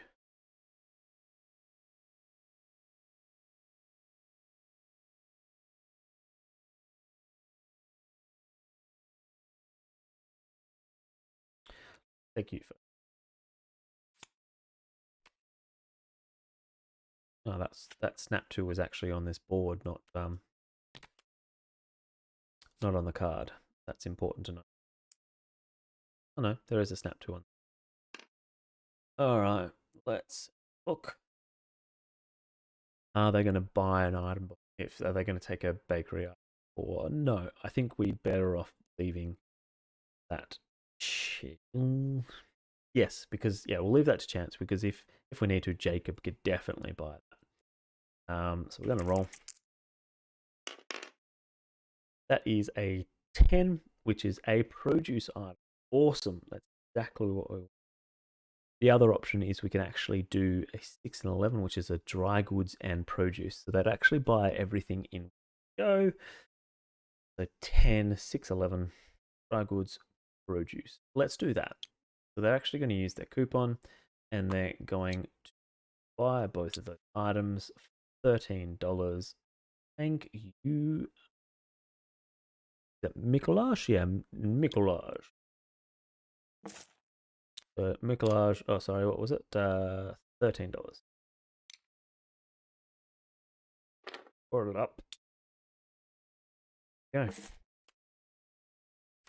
Jacob's going to be our last round, so we definitely want to be locking him up with a preload. Then going to roll. Hopefully,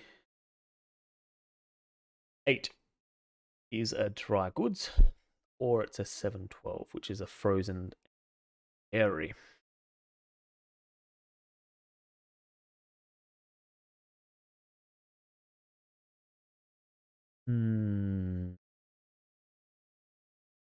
Let's do the frozen and dairy just because I don't into 3 rolls with dry goods, especially because we want re-roll. It's a 4, which is a produce. Awesome. Or it's a 5-9, which is a bakery and dry goods. Actually, let's do that because that'll actually finish off perfectly. So 4 is 5-9, 5 is bakery, 9 dry goods. That roll was perfect for me. Go. So calculate up goulash. So that is 6 from the bakery, 16, 23, 7. 80, that's 100. So over and this from now. Well, for now, because I'm going to be going. Thank you, Jacob.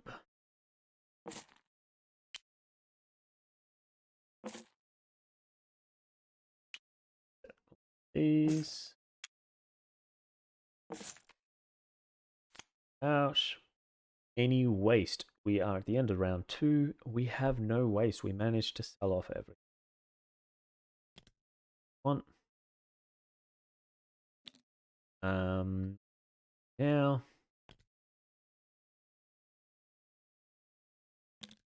One. That was round 2. So now we're going to move into the next round.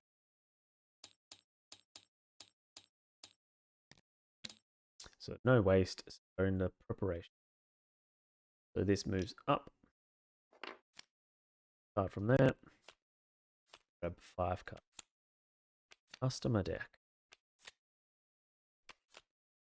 Flip 2 of them. We're going to go here and whoa! Oh wow! I'm not actually having. I don't think we've seen a complete.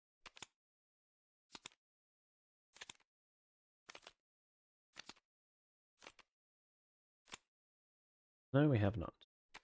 First time we've seen. We did.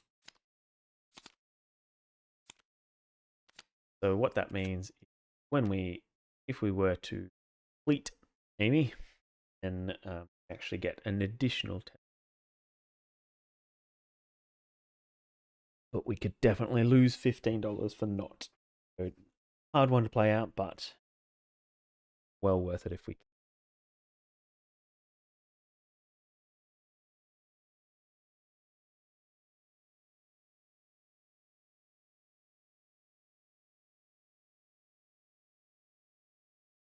So, done our preparation. We're now in the delivery phase. So, dry goods are their normal price. So, we are going to over after 4 rounds. So, 1, 2, 4, and around. I definitely need dry goods at least 3. That is 15.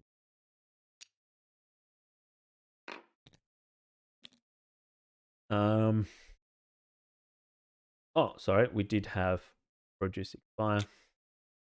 That's 4 produce that expire. $4.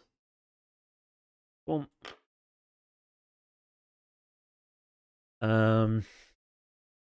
So I do also need Produce. Oh gosh, they're expensive this round. 81. 9. Going to be selling them. I don't make any of them, but I need 3. Otherwise, we lose points. Bakery, I need items for, but it's also dirt cheap this round, so they expire after 2 rounds. So 1, 2, and a round 4. Going to go with 5. 5, so that costs us 5. Dairy, I've only left. We have to buy some dairy. Let's say 3. So dairy expires 3 rounds. 1, 3, so 5. 1, 3. Gonna set me back $6. And frozen, I think we're good. I honestly think we frozen. We could put it on sale. Do still have one more thing to put on sale. Whether that's the dairy, the frozen, or the dry goods. 5.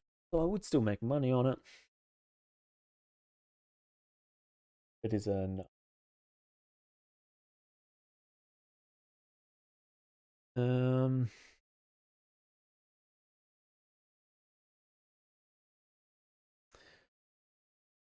Hmm.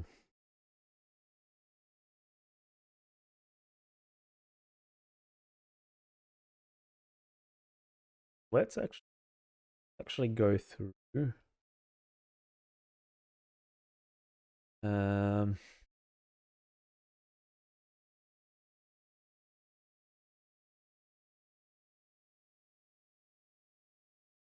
Maybe this is a good opportunity to put frozen on special. So, how many do I have? So 3, 6, 9, 14, 16. So I could buy another 4 frozen. So let's do that. Let's put frozen on. Means I don't have to, for the rest of the game, I don't have to put anything else on special. So I had 2, so that's 4 times 3 12. Yeah, so the rest of the game I don't need to put anything else, which is good.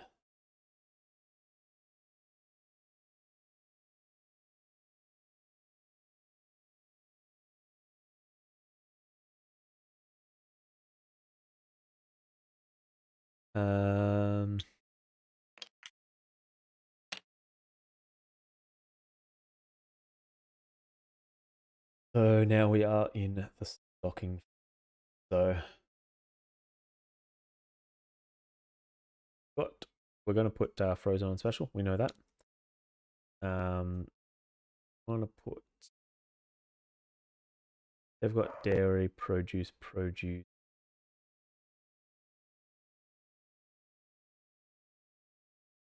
Let's go with 2 on each for now. 3 on produce because we need to use point keeping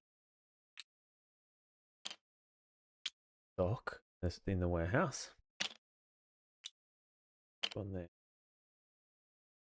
Got 3 after. Oh, and this after round 6. This one of them is on round 4. All right, so bakery, produce. That's good. I'm definitely going to have enough there. Bakery is less likely. Dry goods is semi-likely. We've got 2 more that I can play. So let's put out frozen, and everyone that comes in just gonna take a frozen. I'm not giving them a choice. So So who are we going to pick up first? So let's, you know what? Let's do Amy first, because if they need to complete, we need to make sure we've got everything. So that's the big risk. Amy is definitely customer.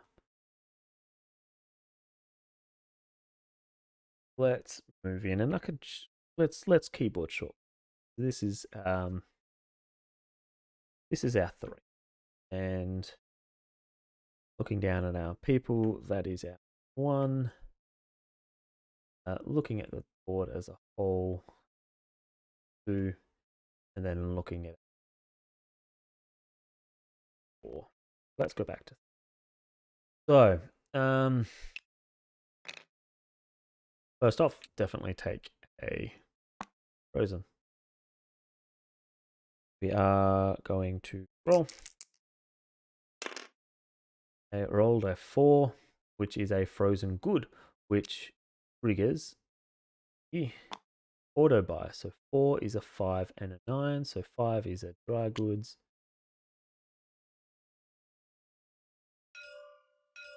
Oopsies. Pointing to my. All my friends would attest that is normal. Sorry, 4. So it's a 5 and a 9. It's also a bakery. All right. So then we're going to roll again. It is an 11, which is a bakery. Or 2 and 9. 2 is frozen and 9 is bakery. Let's do that. Yeah. Because make sure we definitely get we're going to be finishing off. So they're buying 3 frozen, which is $15. 2 bakery, 8. So that is 23 plus a dry goods. That's 33 plus the bonus of 10. That is 43 spending. So all the way back up. Not as good as the last time we started, where we actually managed to get 1 person straight away. But you know, it's a pretty good. So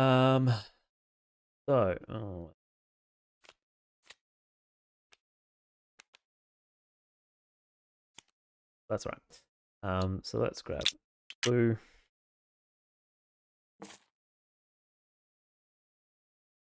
Yellow.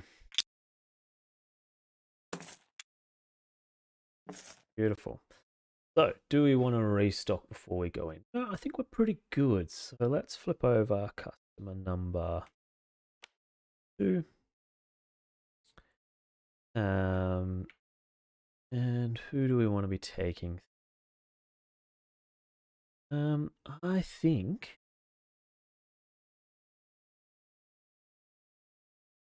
I've got a high chance of getting dairy on either one of them and produce on it. One's going to give us some dry goods. Both got 2 coupons. Both 4. So they're pretty much exact. So let's leave Jackie for a little bit longer and we'll take Phil. I reckon we can definitely. Phil. Are we going to give him a frozen goods? Yes, we are, because this person, Phil, is not going to buy frozen goods. They just don't have frozen.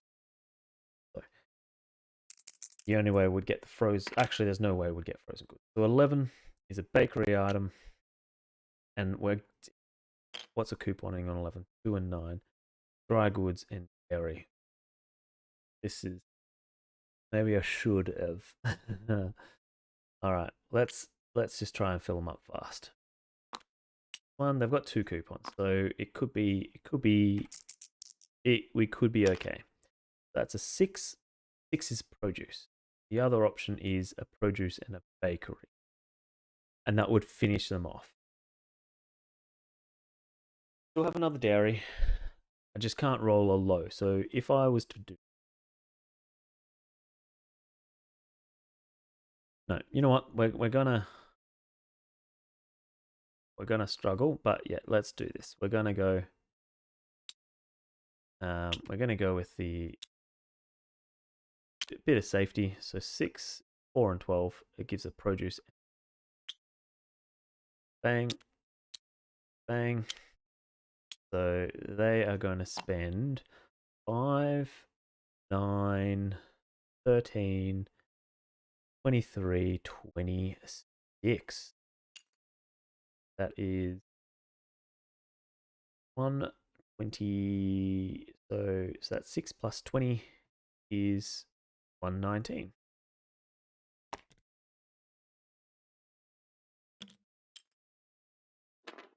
And they got one of everything.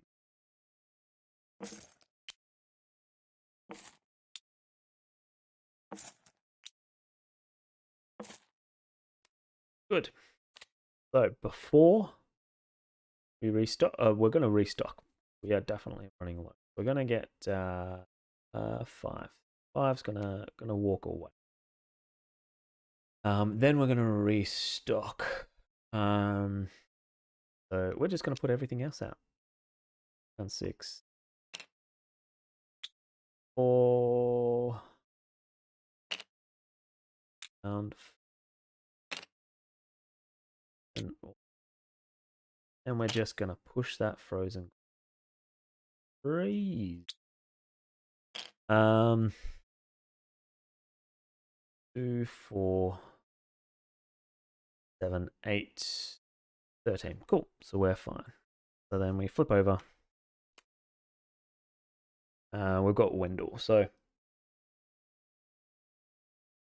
let's leave Wendell to last. Oh, he only needs 1. No, let's leave Wendell to last. We definitely don't want to be jeopardizing anything. So he's a nice safe bet for the end.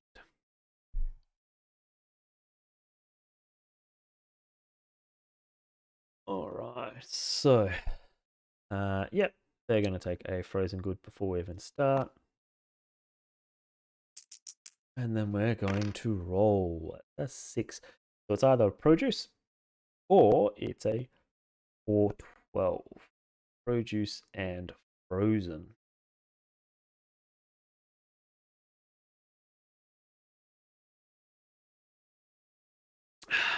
What are the chances of them getting frozen? 11, 12. Not entirely unlikely, but it's not extreme. 6. 6, either they get a produce or they get a produce. Frozen never expires, so let's go for it. I don't think we need to do the coupon right now. That's a 2, so that's a bakery item, or it's a produce and a dairy. Let's do that. It's a produce and a dairy. Let's dash. They've used 1 coupon.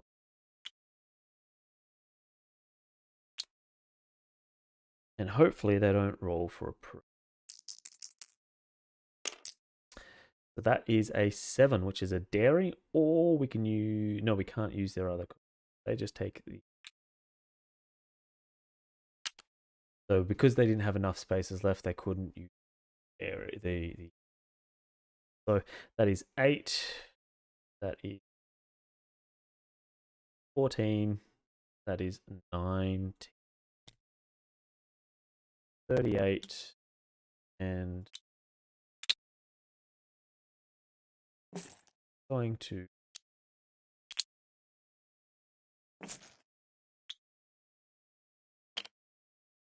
complete them. Awesome. And then we've just got Wendell. So hopefully he doesn't roll an 8. If he got an 8, we should be fine. Actually, no, that'll be fine. So even if he rolls an 8, we're nice and say, oh, sorry. And before we did that, so he rolls a 6, which is a dry goods item, or it's a 4 and 12, which is a frozen and dairy. Well, no, he doesn't have coupons, so he can't. He's just taking what he wants, which is a 6. So he's just taking dry goods, but we managed to get that sneaky sale in there. That is 15 points. Or $15.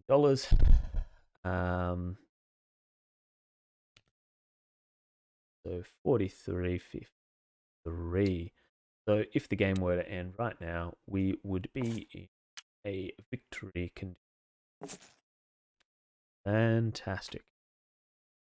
So the customer phase is now over, so we're now on the waste phase. So anything expiring at the end of round 3? No, we're all good. I'm going to go into cleanup. Rack. And this comes over. Flip. Get 5.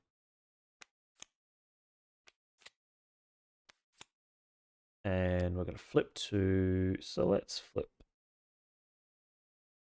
No, one and this one. Oh, 2 small ones. So not too concerned this round in terms of not having enough. So we definitely want to put something on sale. So dry goods, beautiful. So dry goods is $3. Even if we put it on sale, which is what I'll do, we're going to have plenty.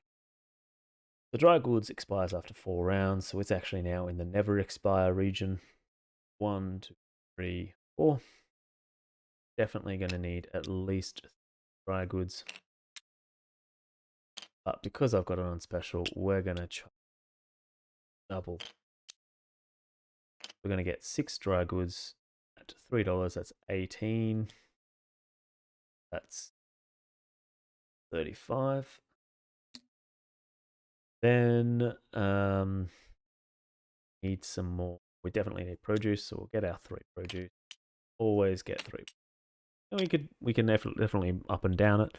You can see here, produce and produce are quite likely, but he only has 1 there, and we'd only be taking 1 if we're doing it. So I think we're pretty safe within 1.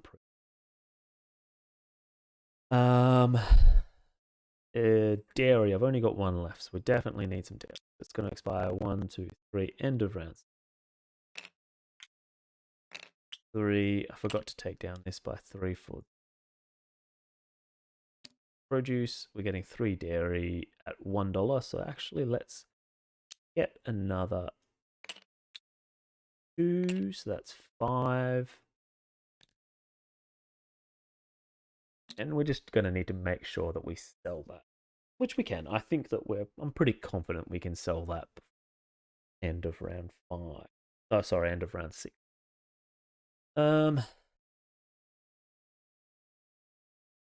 Frozen, we've got 3. I'm okay with that. I think we're pretty good on the frozen front. Frozen, they don't even have frozen. They don't have frozen. Bakery, we've got 2, but it's going to expire at the end of this round. And it's $3 at the moment, so it's more expensive than it normally would be. But you can see that bakery is a common thing. We're going to get, so 2 rounds, 1, 2, the end of round 5. We're just going to get 2. Bakery, $3. $6, 21. All right, so guess from here. How many do I have? 3, 9, 14, 16. So if we've got, I've still got 4. I've got capacity to have 4 more.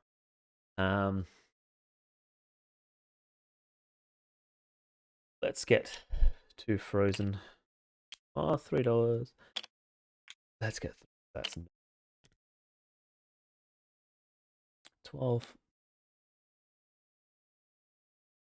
That's 3, 6, 9, 14, 16, 9. Yep, I'm pretty good with that. I reckon we've got a pretty good. Now we're on to stocking phase. We're going to put dry goods on sale. So we know that we're going to need at least 4 of those. Sure. How much bakery? Bakery is pretty common. Frozen, I don't think we need to add any more frozen, so that's fine. We do have extra in the stock room if it becomes an issue, but I think we're fine. Dairy, 2 or 3. unlikely, but it's also, yeah, okay. So I'm happy with just putting 1 in there for the moment. That's 1, 2, 3, 4, 7, 11. So we can put an extra 4 in. So I'm going to add 1 there, and I want to be stocking up, and we just want to be pushing that. So dry goods is more common in either one of them, so that's okay. Where do we have lacking? Nothing. So either one of them will be fine. Let's go Donna first. More expensive. Fail. Unlikely that we'll fail, but it is going to take a special, and then we're going to roll this. That's a 5. Green that we want. So a 5 is a produce item. Awesome. That's all they're going to take. They're going to ship up and ship out. So that is $10 for us. 2. And that's it. Then we grab orange, green, Donna over the set. So we don't need to restock. No, we're good. Let's open up 5. So they're going to get frozen. They're just going to get frozen. That's what they're going to do. I don't mind that. We've got frozen to sell them. But do we want to do that yet?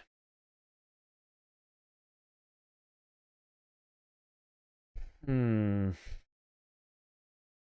don't have a coupon, so let's do them first. We know that they're going to do frozen. We've got frozen. So they're going to take a special item, and then they're going to get a frozen and another frozen. Like that's we didn't even need to roll. We know that's what Stu needed. He needed frozen. We delivered and added an extra in there. So that is 3 times 7. That is 21.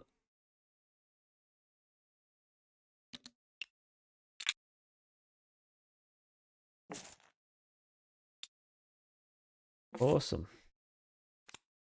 Do we need to restock? You know what? Let's not. We're okay now. If one of these cards is bad, we can restock and then do Mo. So I think we're pretty good. I think we're good. Yeah. Amanda is going to want a bit of stuff. And I am silly. So Frozen is on the list. So we're not going to do Amanda yet. We're actually going to do Mo.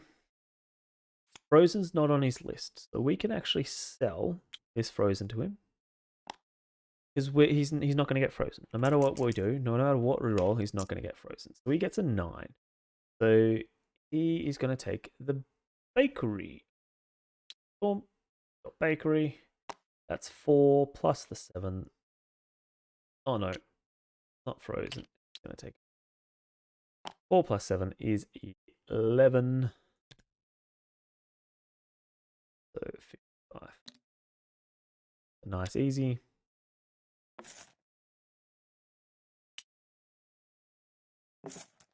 Beautiful.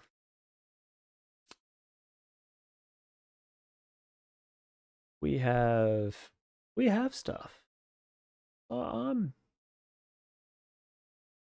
we don't have enough.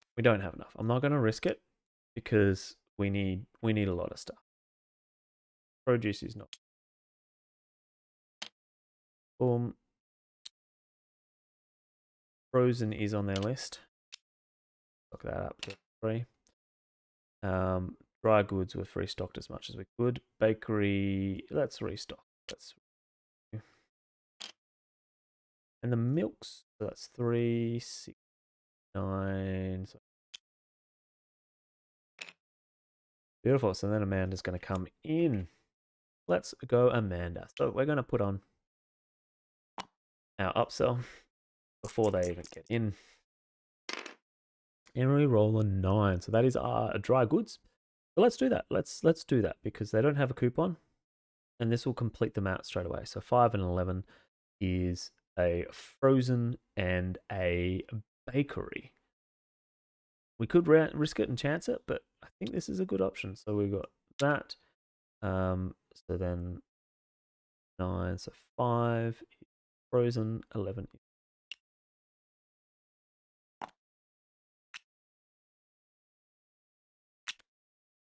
We're around 4. Nothing's going to expire. We get rid of what was going to expire. Yeah, we're going to lose the produce. That's produce is unfortunately is one of those things that we need to make sure we have, but it's going to keep going off. So it's like even supermarkets have a problem. So we've got 4 plus 7 is 11 plus 14 from 2 is 25. So that is 80. Beautiful. Grab the greens. Blue.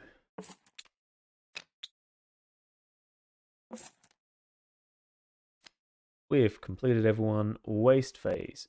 We lose our 2 produce and lose $2 from it. Boom, boom. And nothing else happened at the end of round 4. We do have some milk, so we're going to make sure. And we can push that milk. We've got the capacity. Fantastic. Let's set up for the next round.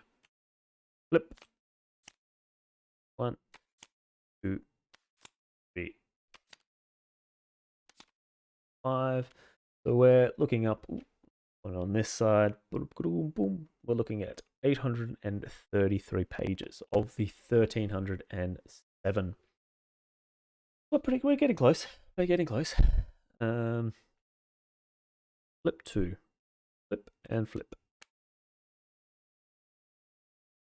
Pretty good. Pretty good.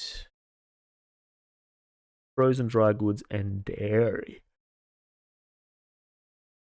What's good, we wanted to move the dairy, but it's not going to be extremely common that we do, so I'm going to need to be mindful on those two.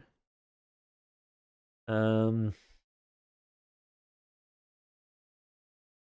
we move into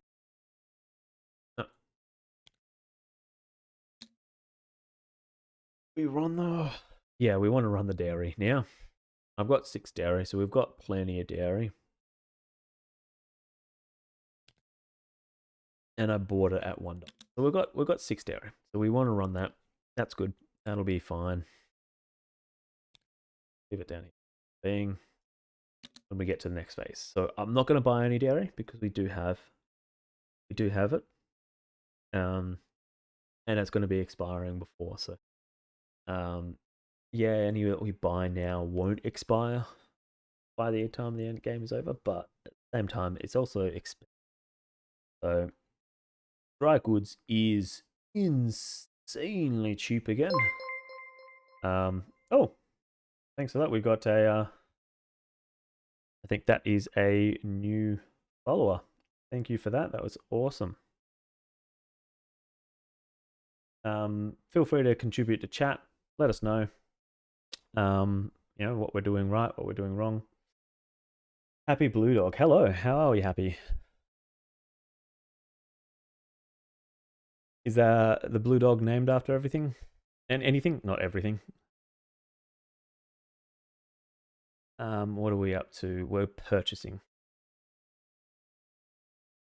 I'm doing good. How are I'm guessing me? I'm good. I'm doing well. So we're actually running above my head over here. You can see we're running a script to pull all the games from Board Game Geek.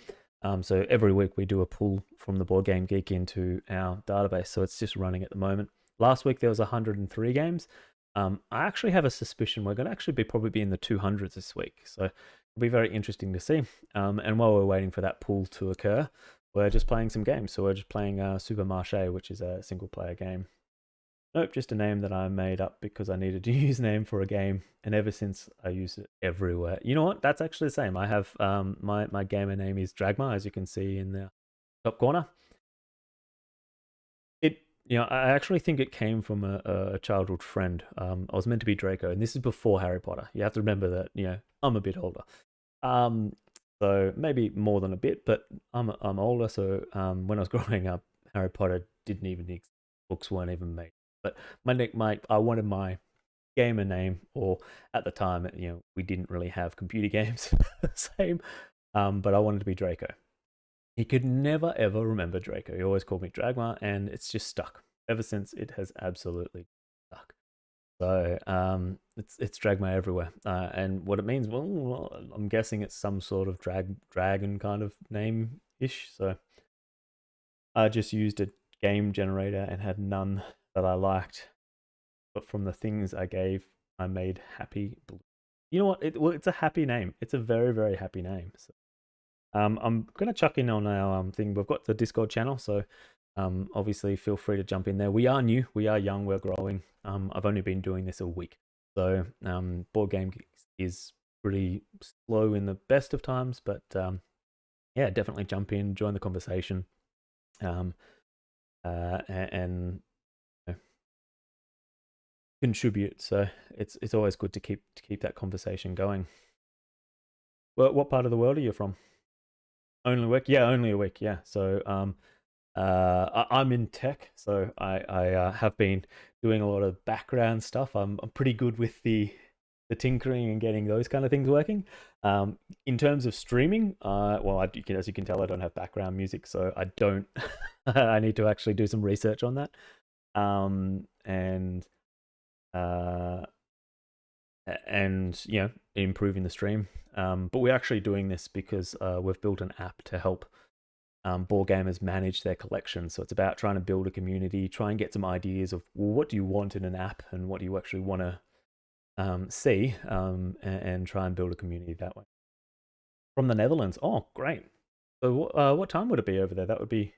Sorry, you have said you are lurking. So I learned out what that phrase learned what that phrase actually meant, that you're doing your own thing and just listening in the background. But yeah, 12:43. Oh, nice. It's 9:43 p.m. So we're in Melbourne, Australia.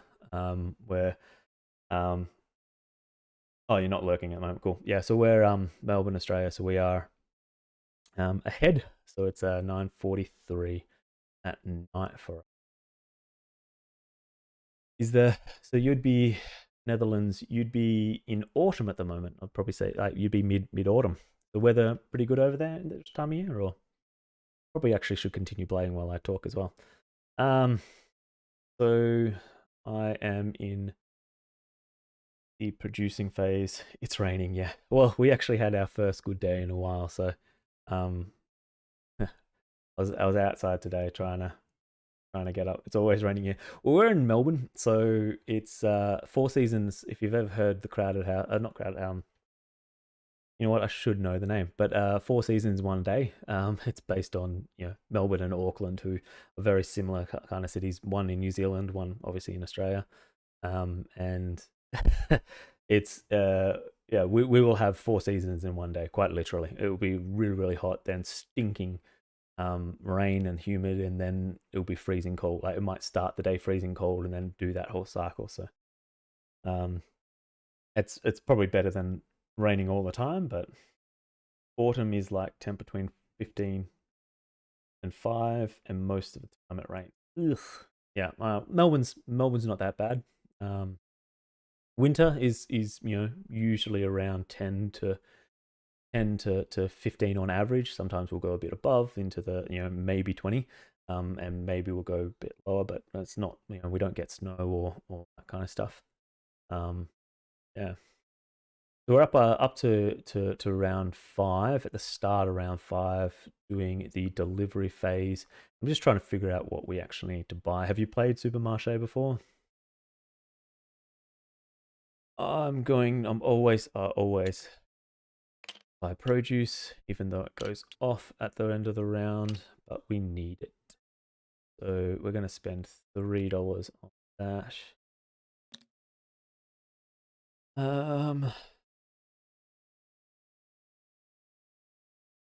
We're not going to buy dairy. We've already said that because we're actually going to put it on special, so that we'd actually be running it at a loss if we were to buy it. Not a good move. Dry goods. I definitely think we want to try and get goods in there. I've only got one left, so I definitely need to buy 3. We're not going to be able to put it on special, but let's buy 5. You know what? Let's say 15. 60. Winter is between 5 and -5. Ugh. And we normally don't have that much snow, but the problem most of the time is it snows, rains, then freezes overnight, then thaws through the day, and then freezes overnight. So it's often pretty slippery in the. Yeah, we get dew on the grass, so you need to be, and we get black ice. So on the roads, they freeze over and we can't tell, but that's not that common. Yeah, so Supermache is a print and play. So you haven't seen this game before. It's a print and play, so you can actually get it for free. I did find it on Tabletop Simulator, but I have been customizing it. Not so much the game itself, but the actual the mod on TTS on Tabletop Simulator.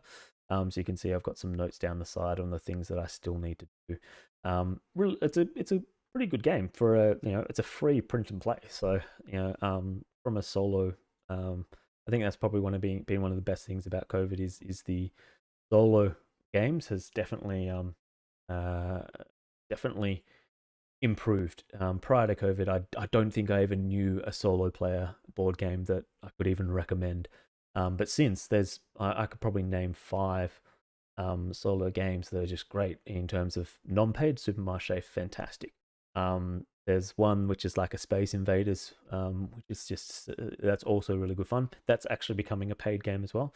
And there's actually one called Micro Macro, which is a paid one, which is just absolutely fantastic. It's kind of like Where's Wally, but in a problem. It's like mixture of Where's Wally and Cluedo, in that you're trying to figure out a crime based on the maps. You have this big sprawling map in front of you, and you can play. It's fun with other players, but it's also fun by itself. So, but yeah, Supermarché, fantastic. Like, it's not a perfect game, but I've been playing it now. And it's entertaining. Like it doesn't. It's not dragging. There's a bit of math to it, but if you have a calculator, it's fine. Maybe a thing you could do, you do not want to update the title, that what board game you are playing, but just putting the name in the corner of the screen. Oh, so yeah, so people can see what they want. That's a good idea. It is in here, but definitely see. But that's probably a good thing. Let's quickly guess how many games. Playing Supermarché. Let's add that to the Twitch channel, Supermarché.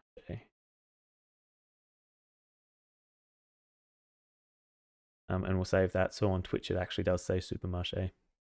And I'm probably butchering the terminology on there, but that's a great idea. Adding I'll definitely figure out a way on the display to actually show the game name. Definitely see. There's a lot of things that I want to try and make and build to improve the stream. I've definitely seen a lot of board game, people streaming it, and I've definitely learned a lot from them. But I've also seen some really good opportunities for improvement. So I'd love to be able to help that community, because they've helped me out so much in this starting. And one of them was actually having a splash screen to show and help people rewind to, for instance, if I'm doing the teach, which I did. I actually did the teach at the start of this in terms of how the game's played and all the kind of run through. You could actually just scroll back in Twitch. You have to exit the live stream, but you can actually go back and continue from where you last left off, and scroll back to the teach, watch that quickly, and then jump back into the live stream if you hadn't seen the game before. So I'm going to figure that out. I'm not saying that that's a definite thing, but yeah, getting better in streaming, and the layout is a work in progress. Absolutely. Do I use any bots for chat? Not as yet. So that is something I need to learn. As I said, I've only been doing it a week. So I definitely need to be adding bots. I do, like, I am in tech, so I have a lot of things. So for instance, I can push a button and it gives out all the socials and that. But I know that there's ways of automating all of those kind of things, as well as once you reach the not partner, but the I think it's affiliate or whatever status, you get extra things open up. So there's certainly a lot to learn. Stream Elements, I am using Stream Elements. So when you hit that follow before, that's all using Stream Elements. I've done a whole bunch of setup in that as well, so that my alerts overlays, I've actually got 3 different Stream Element overlays. One of the things that was I learned very quickly was if you get bot raided or bot followers, they can really spam your screen. So if someone was actually trying to bot raid me, I've got the Stream Deck. That was one of the things that I'm lucky to have already. 1 week in and I already had it. I actually had it beforehand, was using it for work. But I've actually configured a button on there so that if someone does try and do those kind of bot raids or bot follows, I can push a button and get stop the alert, so it's not going to destroy them. I actually, in the Discord channel, I do have, and I'll put the Discord channel in there. I think I already did. But in the Discord channel, there is a section for ideas and content ideas. So those 2 channels are great, great places to share ideas for improving the stream, because I know nothing about streaming. I'm rapidly, so some nice bot commands like ISO name, for example. If someone raids you, you can easily give them a shout out. Yes, and I had my first raid last week. That's what actually got me looking into how do I best work with that. So you can also do automatic chat messages for every 15 a message with a link to Discord. Yes, absolutely. So I got the buttons, but yeah, having it automatically do it is great as well. And there's actually some things that once I reach the affiliate stage, once I'm a coder, so I've actually already found ways that once I have that, I don't need to use an off-the-shelf bot command. I can actually, or like Stream Elements, I can actually do my own custom and do some really cool things. Haven't had the time to set that up yet, and once more, all those cool things are great if you have people in the chat and following. So it's about trying to build that community. So, if you have any questions, you can slide DMs. I'm kind of new myself, but I found some ways. Oh yeah, cool. So you're streaming. What do you stream? That's good. Like I've been. This is definitely new for me. Getting the whole playing and streaming. It's definitely going to be a learning cycle for me. But yeah, what are you playing on Twitch? The bakery is $2 at the moment. I definitely need some bakery items. 2 rounds, 1, 2. Yeah. I think pretty good. Bakery is costing $2, so let's get 3. That is $6. But yeah, no, I'm always have questions. So yeah, if you're up for letting me pick your brain, I will definitely always do that. Mostly video, Stardew Valley, Portal, Don't Starve, Terraria, and some. But I'm planning to do some tabletop simulator streams. Yeah, well, let me know when you want to. I'm definitely into tabletop simulator. I've also got a VR headset, so I plan on doing some streams in tabletop simulator using the VR. So we'll see how motion sick I get from that. Stardew Valley, love Stardew Valley. I've played that since it came out. Actually, there's the new To the Moon sequel, or sequel to the sequel, the 3rd one in the series. So I won't stream that because it's once you've played it, it's kind of, you've done it. But I do want to give that a go. The one I'm trying to plan is Munchkin. Munchkin, great game, fantastic game. I think I've got the base as well as 2 or 3 over the expansions and editions. So yeah, really good game. I have that. I'm pretty sure I have that as a mod as well. If not, it's easy to get now. So I don't have it as a mod. I have the game itself, so we play that with the kids and the wife, but I don't have it on TTS. Yeah, like it's definitely something to add on there. So I've got enough milk. I've got enough bakery. I've got enough produce. Do I need some more frozen? Frozen. Yes, I do. Frozen's $4. It's more expensive than it normally is, but let's just get 3. 3, 4 is 12. 42. Beautiful. So that is finally the delivery phase done. Yeah, just add one shop I have home as well. That's the Dutch version. Yeah, I don't know Dutch, so I'd imagine it's pretty easy. If you've got it at home, you've already played it, so more about finding play to play with. So with 3 other people that I know will be trying to play a game Friday, so everyone kind of knows the game before we do it on stream. Absolutely. Board games, what I've learned in the last week is do not stream a game you haven't. It could be very brutal. Yeah, it's just, it can be trying to, and I suppose it's probably a bit different for someone that's on stream rather than someone that's running a stream. I think for me, I'm still getting used to playing a game and streaming, which is why this is actually a perfect game for me, streaming and playing a game at the same time. But yeah, I think that it's definitely something to keep in the back of your mind, that streaming can change it, as well as Tabletop Simulator. If they haven't used Tabletop Simulator before, definitely get them playing it in Tabletop Simulator before you actually do it on stream, because yeah, some people can take a little bit longer to get used. Yeah, it's you're playing and talking is something kind of unnatural. It is. And I guess some people would be naturally. I've got one mate that usually joins the stream. He usually joins Tuesday night, and he could talk. He could talk your ears off. So for him, it's no big. But yeah, I think for me, it's it's definitely something that I am rapidly learning. So I've got 2, I've got 3, I've got 2 more to place. But you know, you kind of, I think I'm starting to already fall into it. Definitely join the conversation with you a bit more, but it's always good to have someone to talk to. So I think I'm probably more excited that I've got someone to talk to.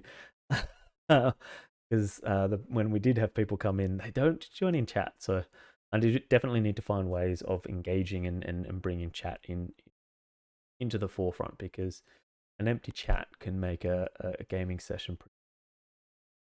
I think I'm the one with the least experience with Tabletop Simulator in the group, so that will not be the problem. Yeah, it's good. I have had Tabletop Simulator for 2 months, but I've only played like Battleship. Yeah, so it's important to realize that Tabletop Simulator is a physics engine, which is actually why I like it the most, because it's you've got Board Game Arena and Tabletopia and other options to do it, but they're less. You lose a lot of that tactility, which makes board games great. So being able to flip the table is just come on, it's fun. Like, I would never do that in real life, but it's a digital version which is automated, so resetting the table is pretty easy. We'll flip the table at the end, don't worry. Sorry, I'm stocking up. I've got 3, 3, 3, 2, and 2. Cool. Yeah, the physics is kind of amazing. I really like it, but it's sometimes like, where the heck did this piece go? Yeah, where did the piece go? Or what is the button to do that? Like being able to peek at a card, holding it over. I love this function, and a lot of the other games don't have that zoom. But then you could just flip over, and I could look at that card, but no one else is seeing it. Just things like that. Like there's so many little things about the game that people might not be, or not so much the game, but about Tabletop Simulator, that it kind of replicates a lot of the real world. And when we're playing a game that is meant to be physical, that's so important. So, I've done the delivery. We're making Jerry on special. So now we're into customer phase. And you can throw it at friends. Yeah, absolutely. You can also flick. So I'm not sure if you've actually seen the flick, but You know, so if I grab the flick and then I grab this item and I can flick it, boom. Yeah, you've actually probably, you know, you can actually play pool or things. Like I've seen people actually build full mini golf courses in here. It's just amazingly powerful. But that freaks some people out. Some people really can't handle what is it. And I was like, well, tabletop simulator is not one thing. It's a combination of multiple different. Let's choose our first customer to come shop. I definitely need to figure out some of those things. Like in Munchkin, you have cards in your hand, but they are not really big, so have a difficulty to read them. Oh, okay. So I can actually help you out with that one. So if you hover over any deck, so these are got. So that's a deck of 18. So if I wanted to say grab 5 cards, I can actually hover over it, push 5, brings those 5 into my hand. Now I don't have a hand in this game because we haven't made it. Let's quickly show you how that all works. Zone. So that's my hand now. So now if I was actually to hover over and push 5, it would bring those cards. Oh, no, I'm white. I need white. So if I hovered over and push 5, it would bring. Why is it not? It'll actually bring it into your hand. So you just have to kind of trust me that it would actually bring it into your hand. White.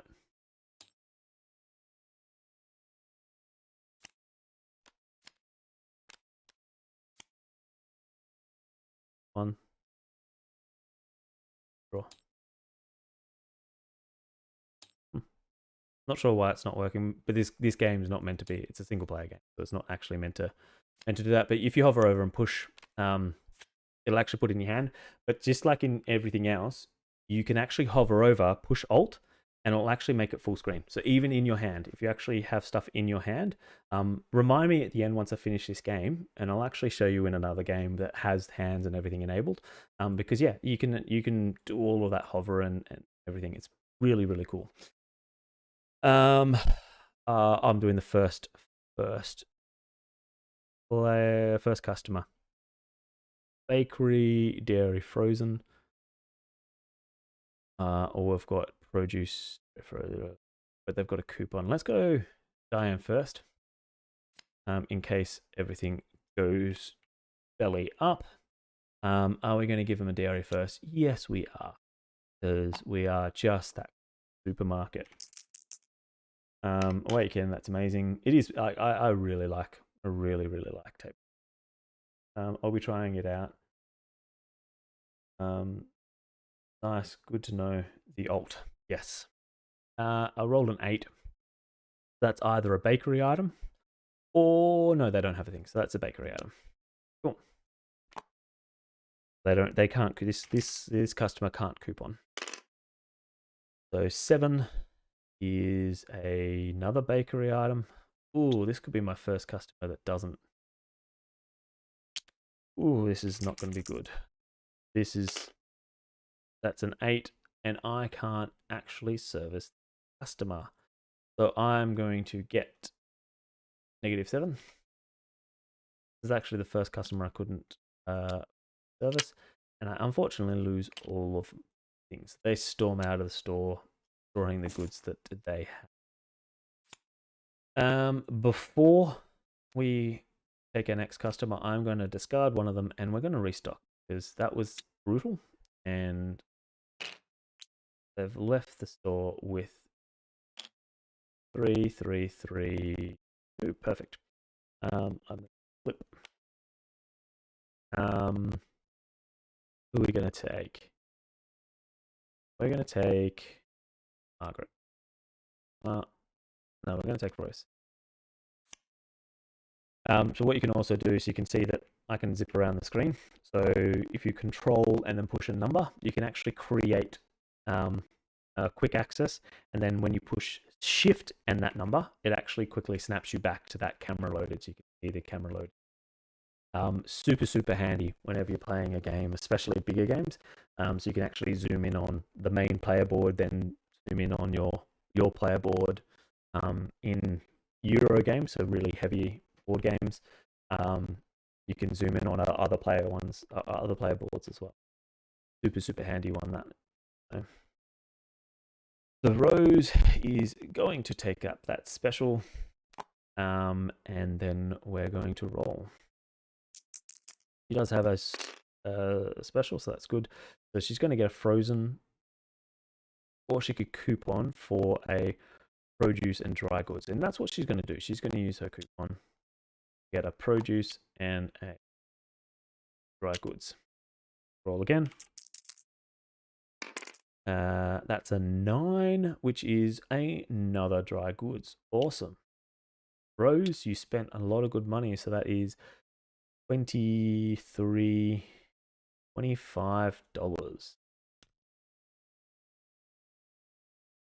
$40 up to beautiful. Now I've already done my restocking, so I actually can't restock anymore. So we're just going to need to hope.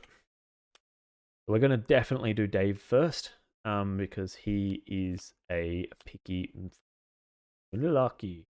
The dairy, dairy's a lot in there. Dairy's not so much in here.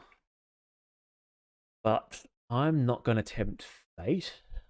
Yeah, I'm not going to tempt fate. I can easily push one off to Margaret at worst case, and they don't expire till the end of next. So I'm not going to push one off it. David, going to roll.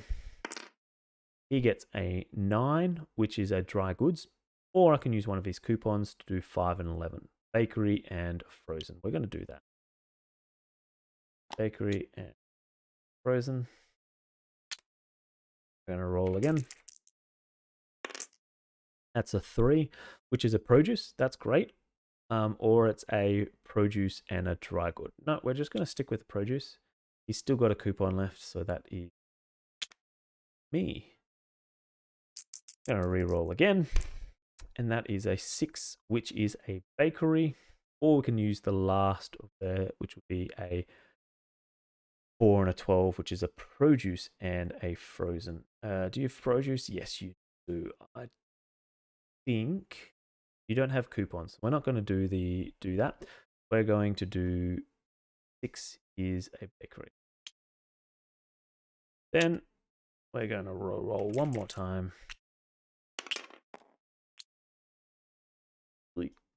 And that is 8, which is dry goods. Oh, this is not.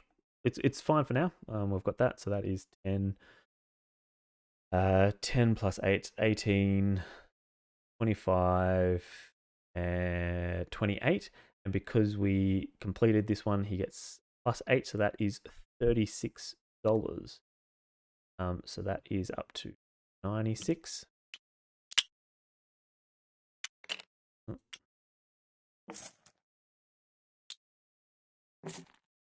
And if you didn't know, if you hover over everything, see how these bags white on the outside? If you actually hover over a push L, it'll lock them. So now I can't pick them up no matter what I do. If you want to unlock them, you just hover over and push L as well. So green, orange goes away, and blue goes. Go away. No, I said go away. And then we've got a last customer, Margaret. All right, so Margaret is going to take up some of the sale because wants what we have. Nice to know. Last time I did with right mouse lock. Yeah. Click. You can also right mouse click, but I find the hover and L is a lot more. It's a lot easier to do. So that's a 4, which is a frozen item. Oof.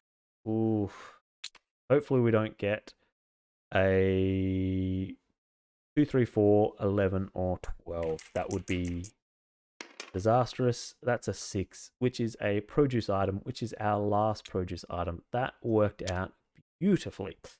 So $2, $9, $12. So that is 208. All right, so So one of the things that I have, like, and once more, this game is perfectly playable on Tabletop Simulator, but if I can make it easier, I will. And one of the things I have is actually an automated, to automate the scripting of starting turn and all that kind of stuff. So you don't have to keep kind of doing all this extra work because we're on digital. So I want to play the game. I don't want to do all the admin. um, so any waste? Round 5, we have nothing expiring at round 5. Awesome. So we can just move round 6. And we start our last flip. 1, 2, 5. We're gonna flip you and you. So now we're up to the delivery phase. So I have quite a bit of frozen, so I don't think we need frozen, which is good. Don't have it. That's no longer going to be on special, so there's not going to be any specials this round. Dry dairy produce. I've got some dry goods, that's fine. They could go anywhere, so I definitely need my standard 3 produce. Produce is only 1, so that is fine. $3. Boom. Got 3 dairy, so I don't think I need more dairy. I think we're good on dairy. Dairy and yep, no, I think we're good. We've got 3, we've got 4. So yeah, let's just buy bakery. What's bakery? $2. You know what? Let's buy 2 items. Enough. Nothing's on special, so nothing's gonna go crazy. I did a whole round with 3 of everything. Oh no, I didn't. I actually did buy some extra. So let's buy an extra. So that is 2, 4, 6. So $1.99. We've got, so just so you're aware, it's down the bottom. This is what the pricing of everything is. So what I'm doing is buying everything from the distributor at these prices. Every round, what we're doing is you've got to try and match out the customers. And I don't think we're going to need more produce. So yeah, so basically what I'm trying to do is weigh up how much produce or how much of an item I'm going to actually need. So we'll get an extra dairy dollars. Because if you run out, if you don't have and this is where it's like, this is the chance of roll. You can see that if you roll a 2 or 3, they're going to get dairy. If they roll a 4 or 6, they're going to get bakery. So you know the chances of something happening, but you don't know exactly because it's up to a die roll, which is actually just really really cool because it's not completely random, but there is an element, there's a healthy amount of randomness to it. Because if there wasn't that random, you knew exactly what they were getting, it just wouldn't be as fun. And there's actually 3 customers I don't know what they're getting, so I'm kind of coming into it, so, they could want heaps of frozen food and not buying enough. So yeah, I agree. It's a perfect balance of that randomness, but it's giving me the understanding of the probabilities that I can start playing with. So I've got 4 red, I've got 4 yellow. Let's buy 1 dry goods. It's more expensive than it normally. That's 6. So dry goods sells for 10, but I'm buying it for 6. So it's, I'm still making a profit. It's just not my normal profits. We're at 1,558. Wow. I'm playing a game about numbers and I can't even say 1,000. 444. I think I'm happy with that. So we're going to go fine in the delivery phase. Stocking phase is next. Dropping in to say, "Oh, hey Misty, you actually get to see a stream. How are we? Have you seen Supermache, Misty? Oh, and that's the need to come back this way. That's the game count. So, well, not the game count. That's the page count. Every page has about 100 or so games on there. So we've indexed over 100,000 board games. So we've still got probably another 30,000 board games to index. We index every game regardless because we want to see if there's anything that's been updated. But effectively, what we're doing is pulling all the games from Board Game Geek into our database so that when a user searches for the game, they're not having to type any information. Board Game Geek is like IMDb of the games world. It's 7 a.m. and I was up most of the night getting sick sadly. Oh, that's right. Yeah, you were sick. Is it still causing some issues? I'm sad to hear. Hopefully you get better soon. This is I love this game. So have you seen Supermache before, or is this your first time? We're moving into this stocking phase. So I'm going to put all of those out. I'm going to put all of these out. I do need to put some background music. So first time seeing Supermache. It's a print and play game, so you can actually print and play it, but it's obviously, so it's free. I think I gave the maker of it when you do the print and play, you can donate. I think I donated 15 or so because this is like, I love this game. This is fantastic. For a free game that they kind of made up on and are giving out for free. Like it's fantastic. We're at the last round. We'll see how I go. I think I'm pretty good on this last round. So, you can only have 15 food out on the floor and 20 in stock. So, 1, 2, 3. Let's put these two out. Well, frozen. Is there going to be some extra frozen? No, you don't have frozen. Chances of getting frozen are pretty low from you as well. So we're only going to put two frozen out, and we'll put 3 dry goods out. So hopefully that's enough. So 3, 3, 3, 4, and 2. So let's take Chad on first. So how this works, I don't have anything on special, so I can't front load him, which is, I got everything else on special, so I definitely think I can't complain about that.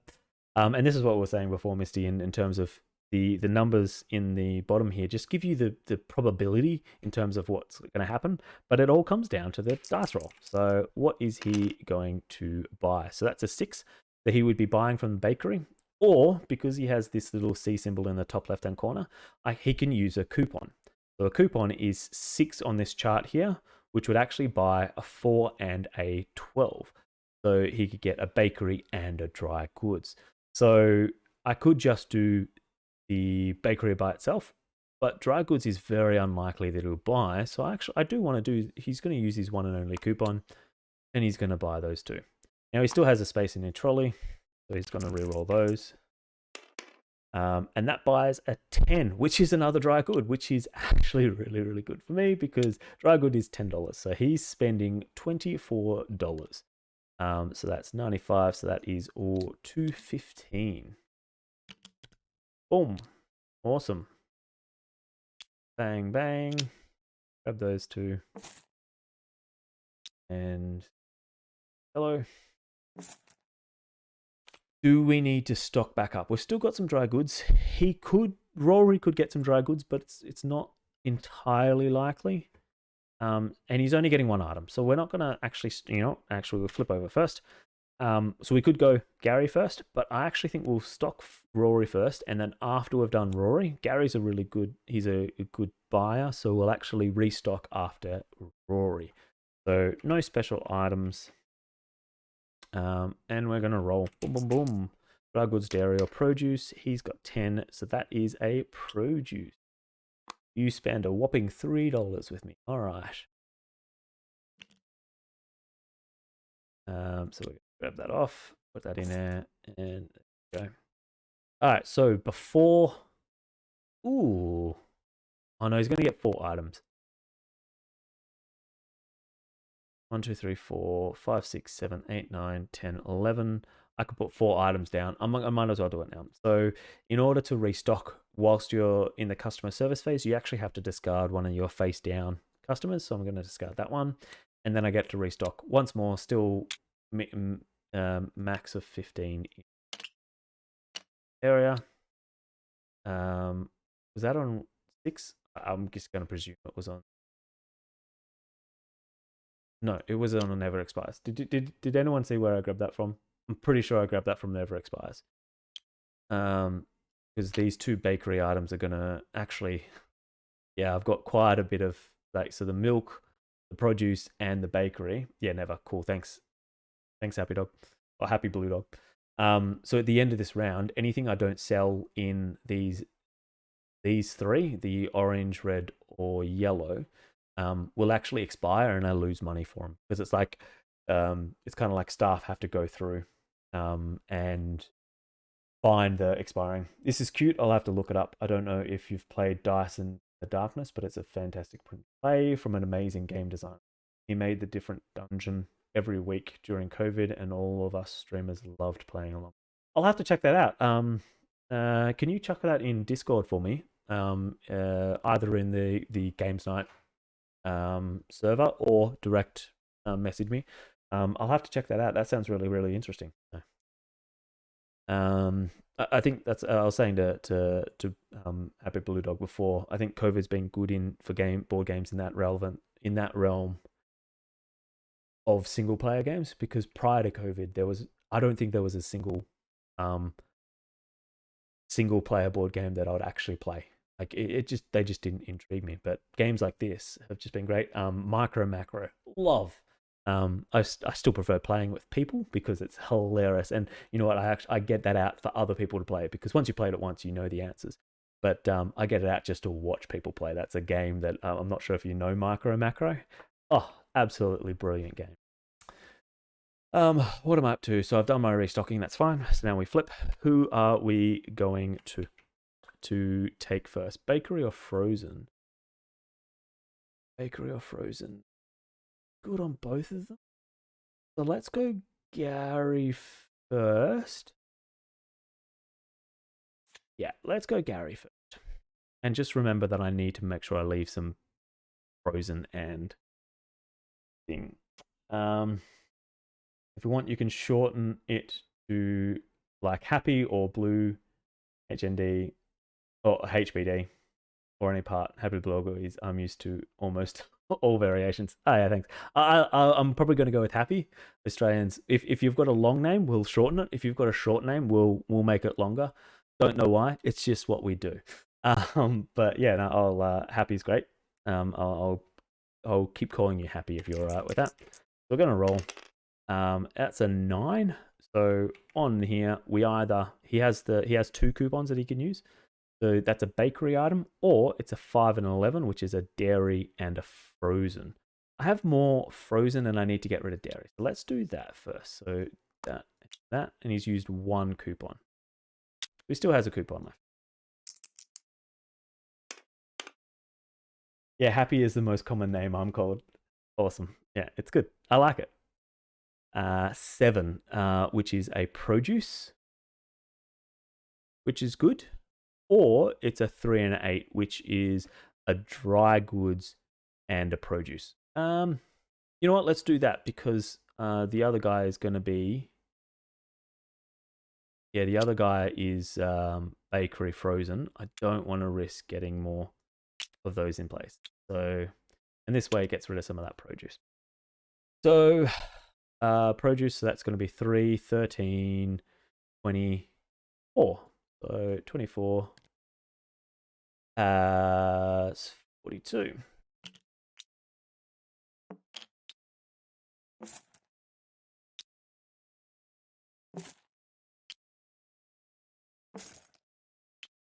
Yeah.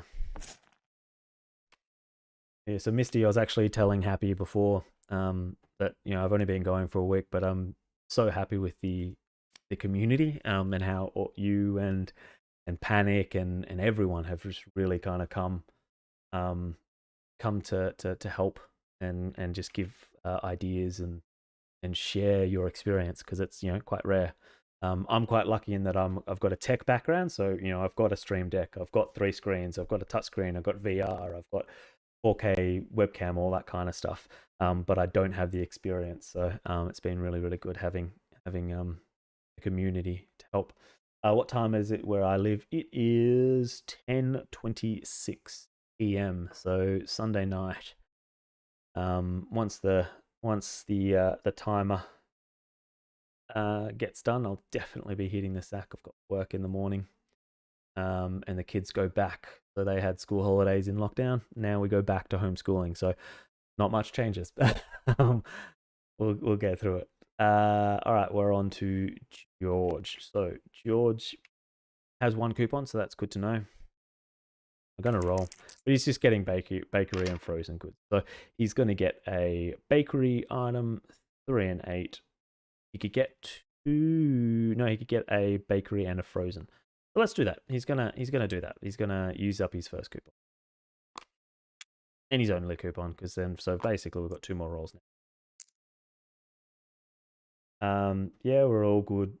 We're a good little community. We all help each other. It is, yeah, it's fantastic. I've really, really enjoyed my experience so far coming into it. So that's another frozen. Hopefully we get this last one is using up that last bakery. It's not. It's using up my last frozen. But that's okay. Why is my...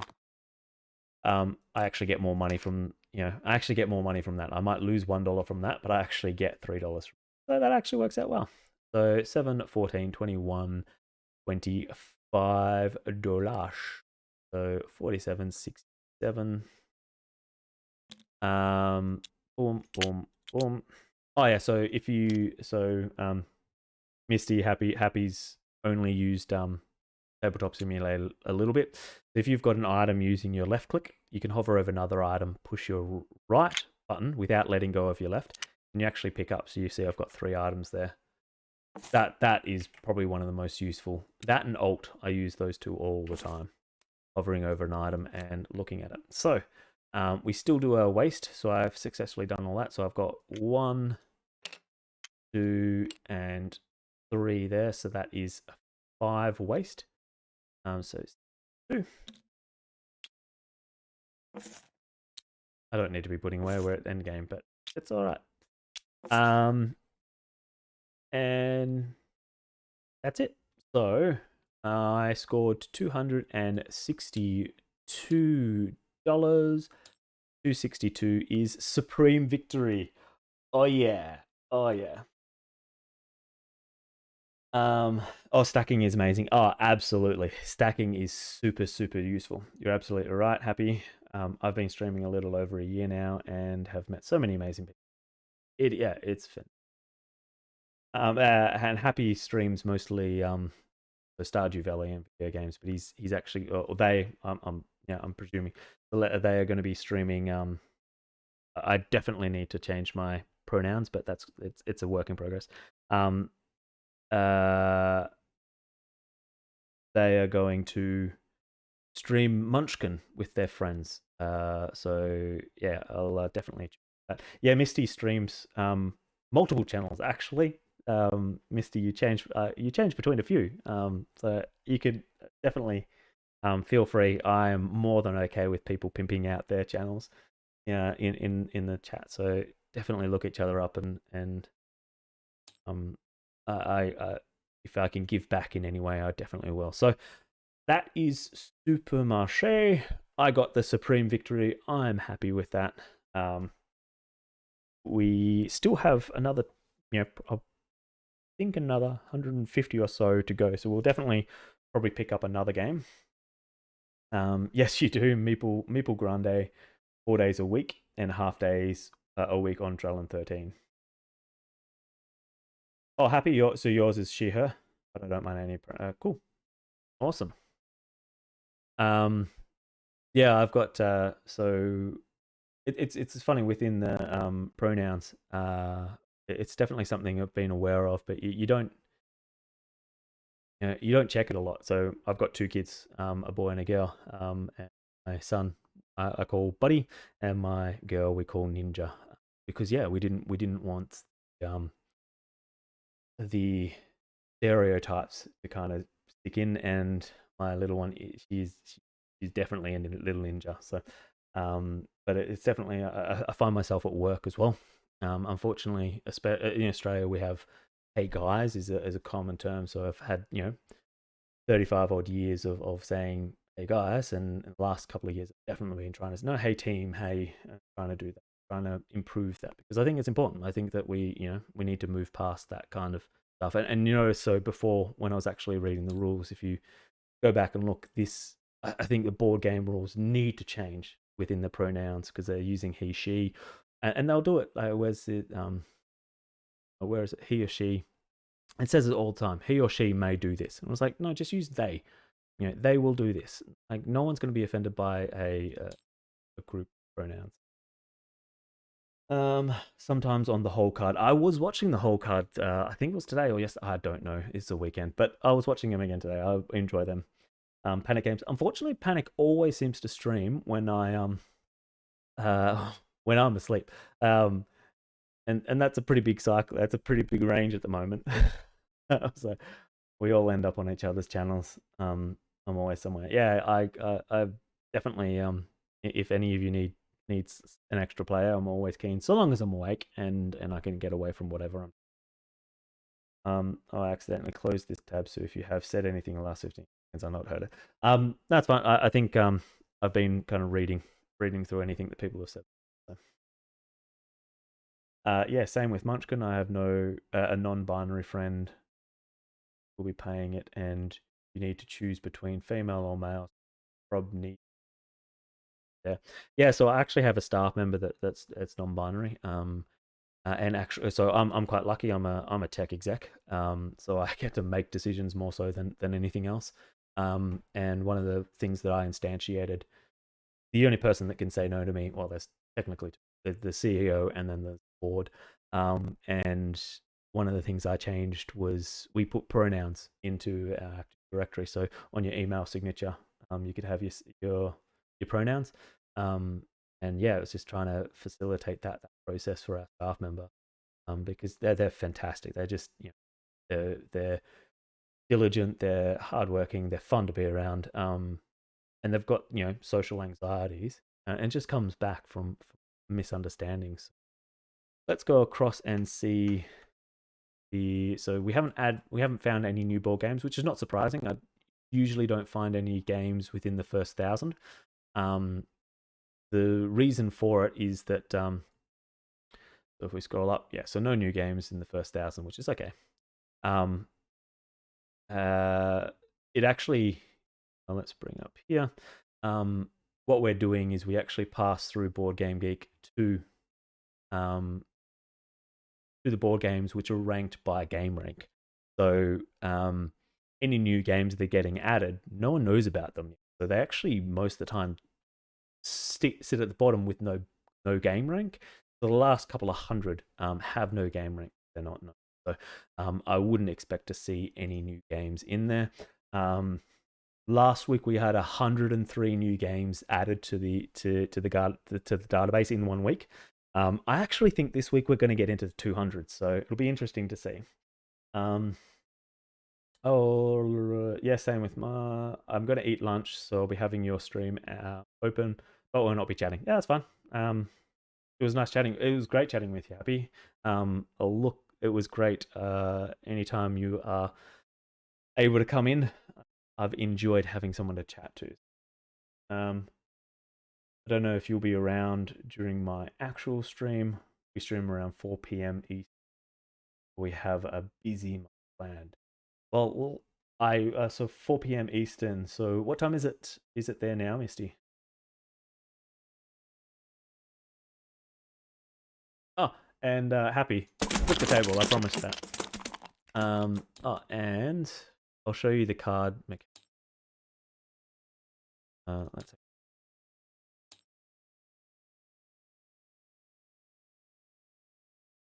Yeah, it's 7:30. So yeah, 4 p.m. That's 9 hours from now. 9 hours from now would be.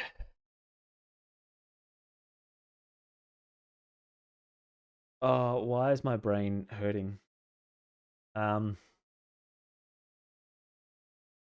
would be 5 o'clock in the morning because we've got daylight savings now. So daylight savings for us kicked in this morning. So yeah, but I think that changes. Um, that changes for you. You lose your daylight saving. The gap changes again. So happy dog, happy. Hopefully you're watching. But yeah, so if you hover over any deck in Tabletop Simulator, I'm just using this. I know. Where am I sitting? Not sitting first. What? Yep. So if you hover over any deck, you can push a number and it will draw that many cards. What's important to note is you can see my hand is here already, but it also shows at the bottom of your screen. So you can use that Alt function over anything and it will increase that. So you could do that from down here. So your hand's always there. You can also do that from here. What's also important to note, so if I deal yellow, I think.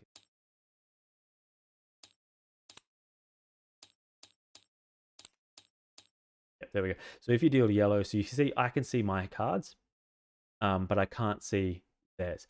They actually are visible, but when it's in that hand area, which is where it automatically puts it, so you can actually see the hands area here, it automatically does all the hiding and shit. You don't need to worry about that.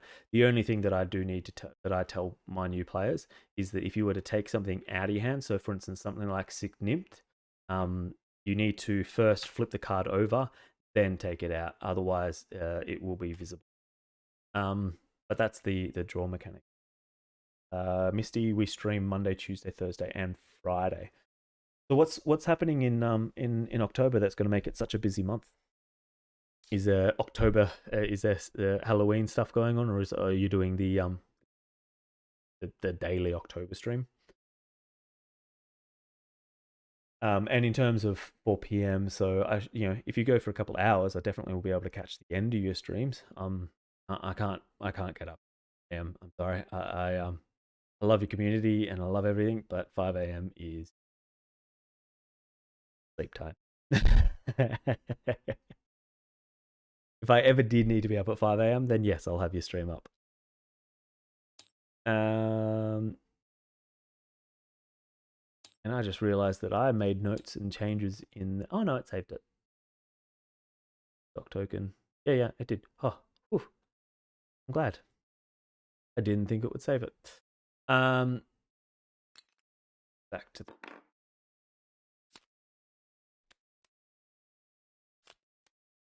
flip. There. Bravo. I'll actually reset and save this flip. Oh. Reset. Terrible was it? Down to the bottom.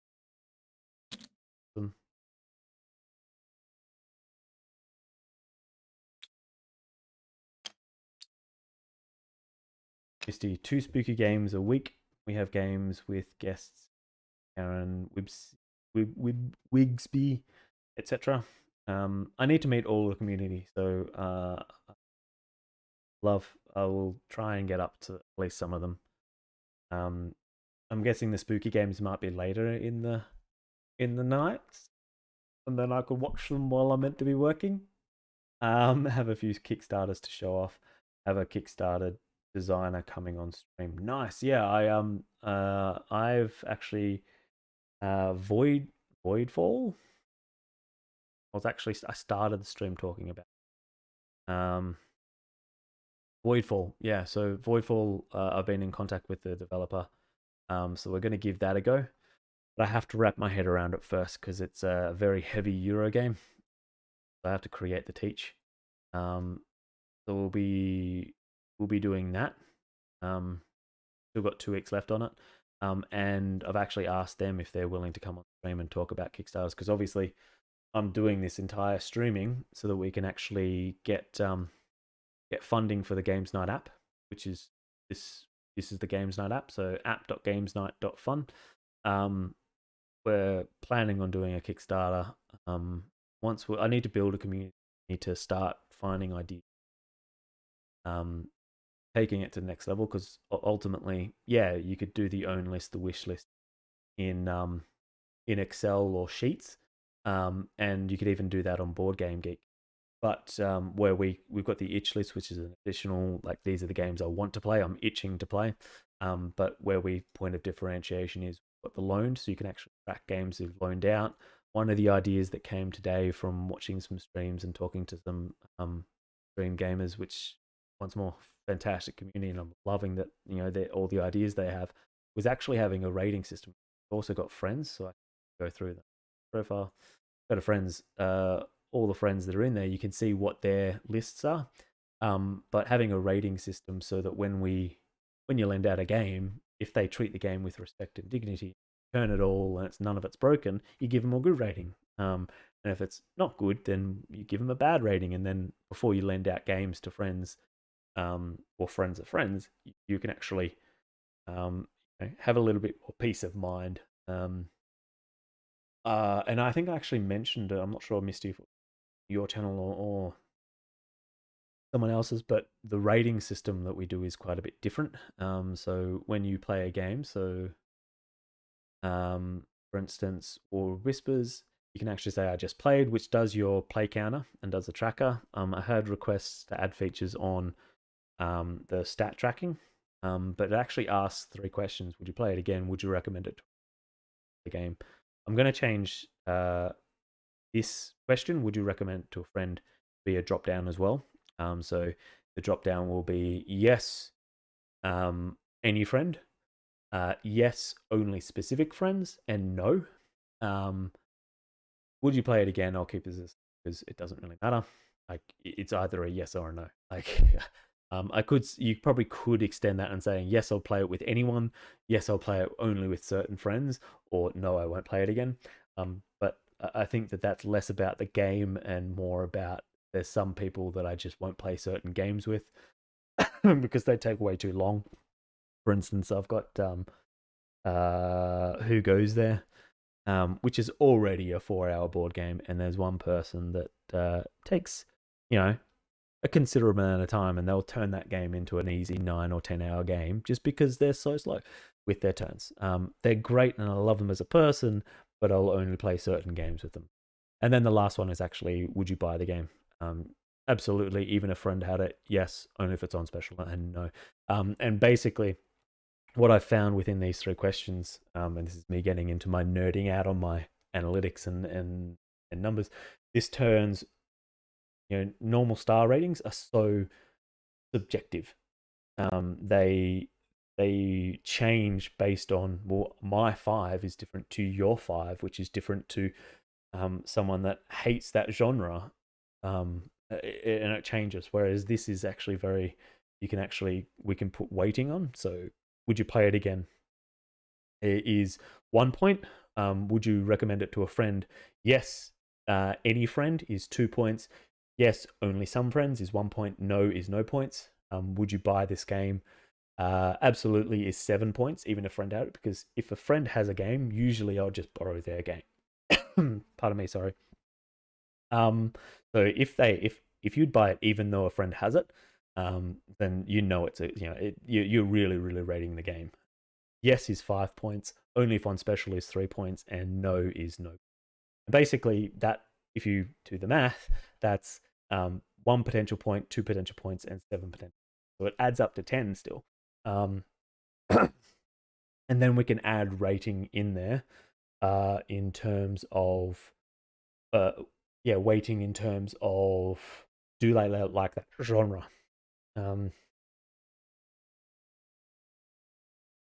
What I find on Board Game Geek, there's one game that it pretty much got me into board games, called Incognito. And a lot of the 1 ratings was, I don't like mystery games. I'm like, it's called Incognito. It's going to be a mystery game. So that's, the rating thing. It's just, that was when I was starting to build this and really kind of getting into the nitty gritty, it's like the rating system is terrible. Like, I go on Board Game Geek and there are games that I absolutely love that have terrible scores, and yet there are games. So if we go to one, there are games on here that, Gloomhaven. It's a good game. I really like it,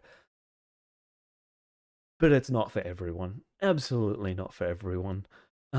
So just like Twilight Imperium, absolutely fantastic game, but it's not for everyone. So within the rating system was, how do we find a way of making it more objective, taking out the individual biases, and trying to make recommendations that are more akin to someone's. Yeah, like it's definitely something we need to improve and work on. But yeah, I like the yeah, changing this up, like changing the second one up to be a drop down. Definitely the first part, but it's definitely something that I'm quite proud of it in terms of trying to reshape how people think about games. And so, um yeah, so that's the board game app. So I spoke to for quite a long time about something that no one asked a question about, so sorry. um where were we were talking about pulling games. Oh, we've got our first game. So this is what happens when we get a game. That's good timing. Let's run with that timing. What game was it that was added? 331979. It was a game from last year, so we do see this. So games don't always get added to Board Game Geek straight away. So it was a game that was published last year, but it wasn't put into this system until this week. So this is the metadata. I won't subject you to that pain. I don't want Prime.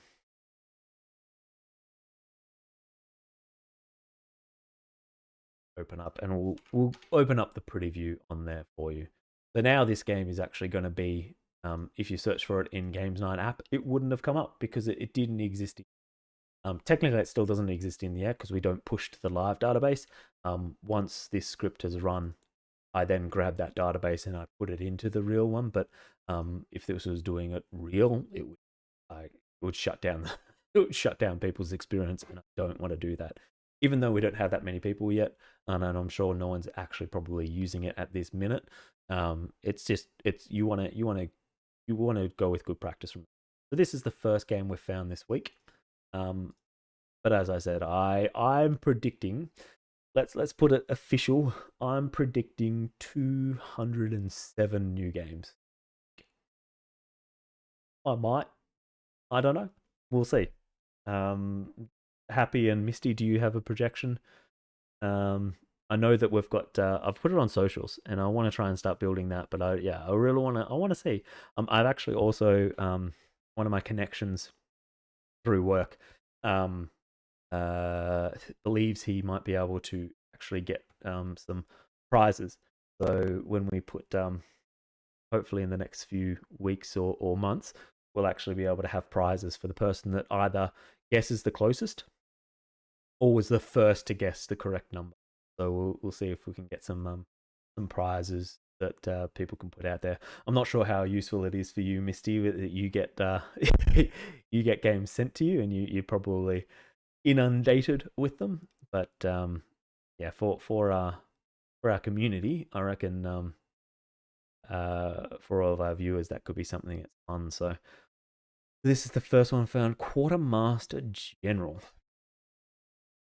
Definitely not something I've heard of, but then when you're getting several hundred games added a week, we're not going to know or hear about all the games.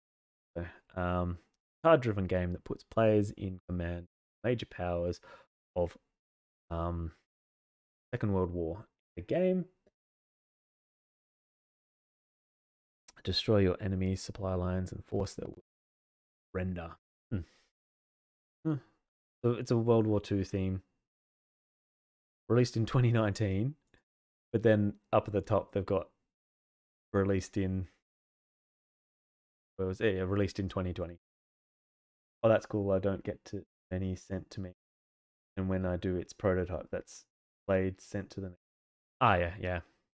Well, yeah, it's hopefully I've still got to convince my wife to allow a budget for advertising the so this is the first stage is starting to build a little bit of community and then start um putting some money behind actually building that community um before we run the Kickstarter, which is basically raising money to actually you know, we've built it. You can you I've been showing it to you now. This is all live. This is all at app.gamesnight.fun. And yeah, by the way, if you're interested in becoming an alpha tester, be warned, there are glitches, things we need to fix still, but it works. Like I've got, you can see, you can let me show you my game collection. So just put yourself out there. I'm not big in. It's it's a learning process. It doesn't matter. You don't need to be big in order to make a difference. Yeah. So I have 130. This is all. This is games and expansions. You can see that got Canvas and the Kickstarter mini expansion. So like it's it is not exactly 139, but I then know all of the expansions I have. So, but yeah, 139 definitely have a lot of games. My wish list is obviously not as big, but if I was to get all of those games, I think I'd be playing for way too long. I don't have enough time as it is to play games. And my itch list. So these are the games I want to play. I always want to play a War of Whispers. I love that game. Well, have you, Misty? Have you played a War of Whispers? ALNC was actually a birthday present I got, so I do own it. And that was actually, I had it on my wish list. My friends went through my wish list, saw the games that I wanted to own, and they picked out and bought me the game. So I didn't even need to take guesses. Like, no, I want this game, but I didn't need to tell them. They didn't need to come to me and ask. They just went on and found them. Which some people love that feature. Some people are just like, oh no, why would anyone use that? It's like, yeah, I like it, but we'll get to it. Combo Fighter. That's a great game. I also have it. I say I have it, and I don't need to say it. You can see this. You can see. There been any other games added? No. 1287. I think it was 1307. So we're actually getting very, very close to the end. We're getting almost. We've probably got another. What happened? There we go. We've probably got another 17 pages. So you'll notice, so it's got a timing function, so it's every 10 seconds. This is a script that I built. I could show you the code, but people don't care about code. But basically, it's going through, and every 10 seconds, it's polling the next page. So it goes to um, this list on Board Game Geek, and it gets from page 1, or at the moment it's doing page 1292, and it says, this game, get me the information. So it says, this is the game, this is the ID, and it poses all of these questions. You can see it's actually just had a hit 343577. So 343575. So this is a new game published in 2019. So 343575. Yeah, that's right. But once more, it's a game that's been out for a while, but it's never been added to Board Game Geek. So one more drink.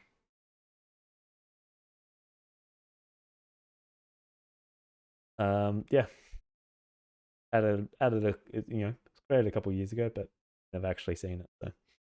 So we'll start to see a lot more games starting to come in. We've got 10 more pages. Who knows? It could be. I could be completely way off, and we don't get any games, but I could be pretty accurate. So, um, that's been Tabletop Simulator. Let's quickly save this. Save. It's done that autosave anyway, so we'll just keep that autosave, which is good. Delete.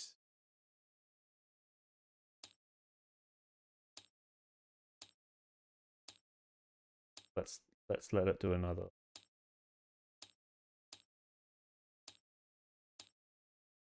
Okay.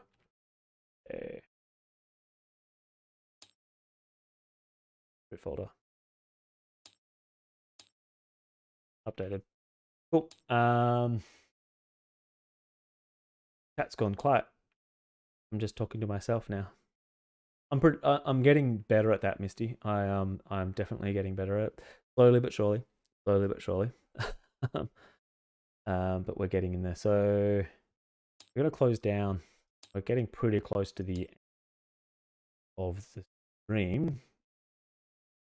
Switch over to just chatting mode, and I'll update that mode. Oh, there's heaps of new games. Oh, we just missed it. So let's head back to screen share. Heaps of new games, and it's actually already finished. So I was just saying that we were so close to finishing. Look at all these games. So we've gone from having nothing. So what we had first game on page 1249, another game on 1292, and then from 1300 we found bunches of games. 1305, a whole stack of games. 1306, another whole stack of games, and then we're finished. So it actually didn't do 1307 though. So I actually think we might have missed some games. So let's go copy this. Actually, I've already got it open. Yeah. Oh, wow. Yeah. So 1307. So let's... You're going to have to see some code. Sorry. So 1307. So if it's less than...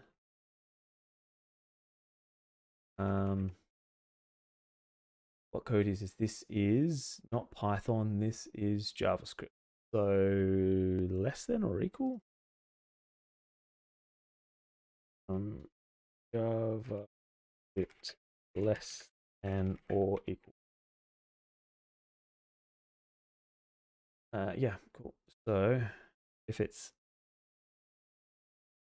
less than or equal to, I'm not going to run the script again. How do I let I equal? Yep. So let I equal.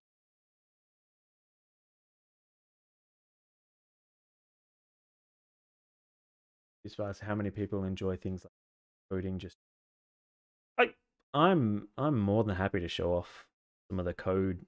I don't mean like show off. I mean more like show me working on the code and stuff.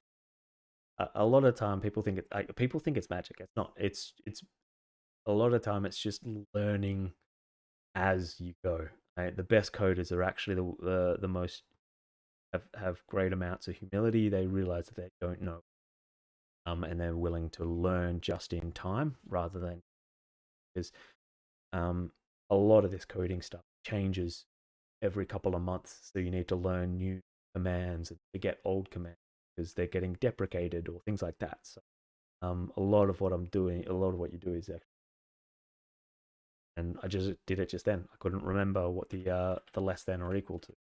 So basically, what we're saying here is for every page, keep running the script to 1307, and because I didn't have this equal sign in there, it didn't add the latest page. So if I save out of this, you notice that up and 1306 was the last page it fetched, but we have a 1307.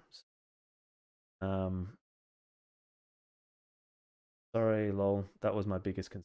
Talking to my. I have 2 cats, a dog, 2 kids. I'm pretty good at actually talking to myself.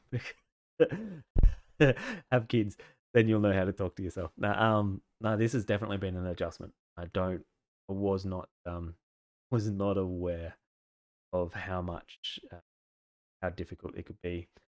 Let me that so could take away the. You don't need to see of my camera if I'm actually showing the code on screen. So just so to get that is, yeah, I've actually found that. So thankfully Happy came along about an hour or so ago. And I think I wasn't even halfway through a turn. I was like just starting a new round, and I ended up just chatting for ages because I had someone to chat to. It's actually really, really good. It's, you know, having that the place to bounce off. Yeah, it's really good. If everyone's happy to keep watching me code, what I might do is we'll try and figure out how to get this last page. So 1307. 1307 will be approximately, we could go to the page and see how many games. Like, that's almost a full page. So I think we need to get that information. Hold on a sec. Is that Hostage Negotiator or Back to Pack 10? That's a new one. Ooh. Has anyone in chat actually seen Hostage Negotiator? This is a game that is on. I can even show you. He's on. It's on my. It's not on my itch list, but it is on my wish list. I know it's on my. Want to play this game? Hostage. It's a single player game. How is it not on my hostage negotiator? I am disappointed in myself. Hostage negotiator. This looks amazing. I really want this game. So bad at all.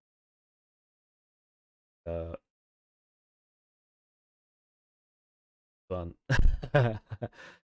um. Oh wow, there is a lot. All right, I'm gonna leave that. I'm gonna like. I shouldn't get distracted. You have hostage. Do you like it? I I'm fascinated by it. I love like the Sherlock games. Sherlock consulting detective. Right, you do. Awesome. It's well worth getting. Do you have the campaign mode of Hostage Negotiator or just the base games?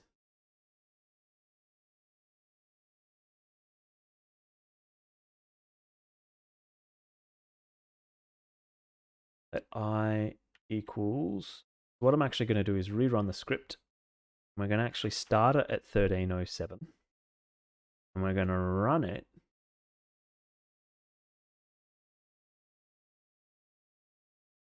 So let me take a screenshot before I do all of that so that because I need to revert this code. So I'm actually running a temporary code. So that's my screenshot. That's my this is what I need to revert it back to because otherwise I'm screwing myself, making my life difficult. That's what I need to set it back to. So we're going to run the same code, but we're going to run it in reverse. Just the base. Didn't realize there were so many of them. Yes, there is heaps. So you got the base, but you need the base plus plus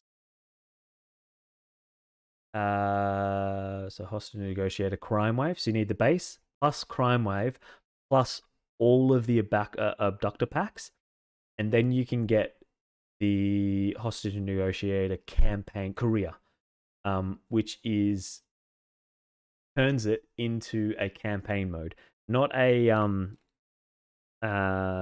you don't obviously destroy cards or anything, but you can play it like as a campaign, and it looks I really want that. Is on my on my on my list, but I don't like my chances of getting it in. Might need to grab those in the future. Yes. I didn't realize it wasn't on my wish list. I will rectify, or I have started rectifying that, but I'll find out exactly which ones I need because I want the career mode. Looks really, really good. In fact, I actually need to jump on Steam and have a look on there. I'm then going to do it in reverse. We're going to do greater than if I is let I equals 1307. I is greater than,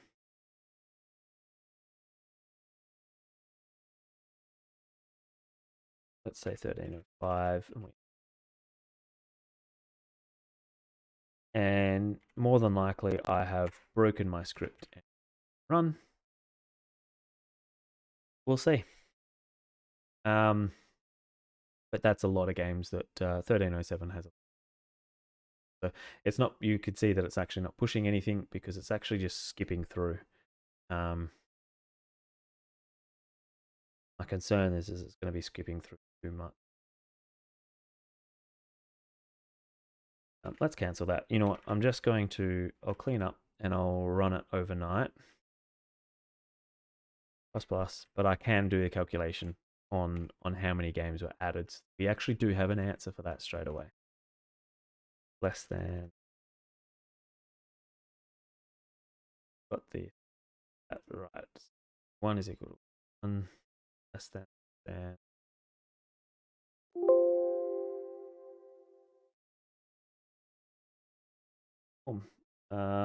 I'll be lurking and answer when I can. My dog, all the attention and love in the morning. We actually, my wife can't get out of bed some mornings because our cat will lay on her, and she is 17, staying right there. So I've got to be quiet so she doesn't. But yeah, you do not get angry. So yeah, there'll be mornings where we can't get out of bed because we can't get out of bed because he is there. So what we're going to have to do is on 1307. We're here. We're going to count how many times. So find, and so this is a snapshot. If you don't actually want to, actually this is a way of cheating. People can. I'm not going to say how we're going to do this. I'm going to take it off screen because then someone could definitely cheat and find out a way of um, of doing this, of predicting the game. And if we have prizes, then that will ruin that. So I'm gonna do side here. No one's gonna doing it. Hey, play. Okay. So we need to remember 80 to 80. My dog is a rescue. We got him about 3 months ago. 70 pounds. Hit boxer mix. Wow. Congrats on doing rescue. All of our animals are rescues. So Sophie, which is 17-year-old cat, who was abandoned a at a cattery, where they're meant to go there for a week or two whilst their owners are away on holiday, and the owner just never came back, and she had kittens. She was only 6 months old. Her, our dog was just over a year old, and he was rescued from a hoarder house. He's a red healer, we think crossed with Terrier, and then Benson out. He's a Pumba, but yeah, he's big on rescuing. 82. Do not forget 82. So what we're going to do, we're going to go into Compass, move it off to the side while I log in, and we're going to see how many games added this week. Open up games, and before we ran this, there was calculator 130,826 games. So that's how many games there was. So before we actually move on, what I want to do is I want to quickly check. Oh no, not in here. So yes, we do want to move on. We want to move on to the games list. So this is the games list I've always rescued, but this is the first that we had as a couple. Had kids, yards, didn't want to, so we had a place. Yeah, absolutely. A lot of pet owners need to make sure. Unfortunately, that's probably one of the biggest complaints I think a lot of people have. I have with a lot of people having pets is, they just don't have especially dogs, space for them to run around. They're animals; they need it. So 130,826. That's how many games we had before we ran the pool. Now we have this many. Before we actually add that in there, though, what we want to do is just check, see if some of the games from list was actually added. So I'm gonna up here. This is the thing. Go to this last page, and all we're doing here is I just want to make sure. I don't want to be adding an extra 82 games in there. 82. That's how many we added. I don't want to add an extra 82 games if they weren't. Let's go row game. That's the Board Game Geek ID. So let's search.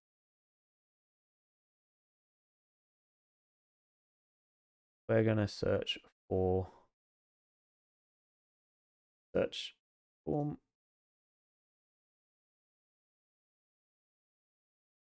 We don't care if that's null or the Board Game Geek. Find. That's sorting. So yes.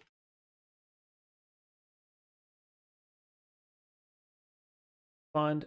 So that game's not there. So we can safely assume that the 82 games from this list aren't added on there. So we actually need to add that in. So the total number of games reset we're going to find is actually 131,030 plus 82. So that's how many games are now in Board Game Geek as of, when did that script finish? 15 minutes ago. So how many new games were added? That's that total minus 138,826. 286 new games added this week alone. Wow, yeah, wow. Whoa, I was not expecting that many games. That's a lot of games. That's almost. I don't know if I have to. I haven't kept track. So I do know that the highest was almost 400. It was so it's still well off the record, that record approach, but starting to get closer to it. So 286 games added in one week the board game, which is now also added to the games not app database. So from here, what I do is I'll take that database and I'll push it to the live database. I won't do that on stream because one, it's boring, but it's also sensitive. So there's kind of getting out there, and because that also includes user data and all that kind of stuff. So I do not stream that stuff. And I think that my won't let. But yeah, so once I finish the stream, I'll jump on and push that database to the live database, and we'll have the extra 286 games added to there. So that's that. That's more than I was projecting. I was well off with my 207. But at the same time, I don't recall Misty. I don't think you actually made a guess, did you? I didn't see one. Maybe next week we'll need to make sure that we put the guess in there. Happy, I'm not sure if you put one in there either. So Just quickly scrolling through. I can't see any guesses. So next time, make sure we put a guess in, all right? And we'll try and yeah, put a guess in next week, and put it out to the group as well. I'll put it into Discord as well, but yeah, I'd be fascinated to see. So last week was 103. This week 286. And yeah, so now we can see that over a course of time, you can see why. Actually, let's run that. Let's see. I can run that. That's a pretty easy script to run for me to tell you how many games were added in 2020. That is something that interests anyone to know. It interests me to know, so I'm going to do it regardless. So. um, games. So history. We're going to do this one again. Change this to be year publish. And we're going to say 2020. Year published 2020. There was 6,700 board games added to Board Game Geek 2020. No, I hadn't. I'll make sure the next. So yeah, 6,700. So on average, you would expect 128 games to be added each week. So that's okay. So last week was a pretty almost average. This week was a way above average. And that almost 400 would probably be a almost never. But wow, 6,700 games added every year is a lot more than I would have. What was 2019 out of cure? 7,400. So there's actually less games added last year.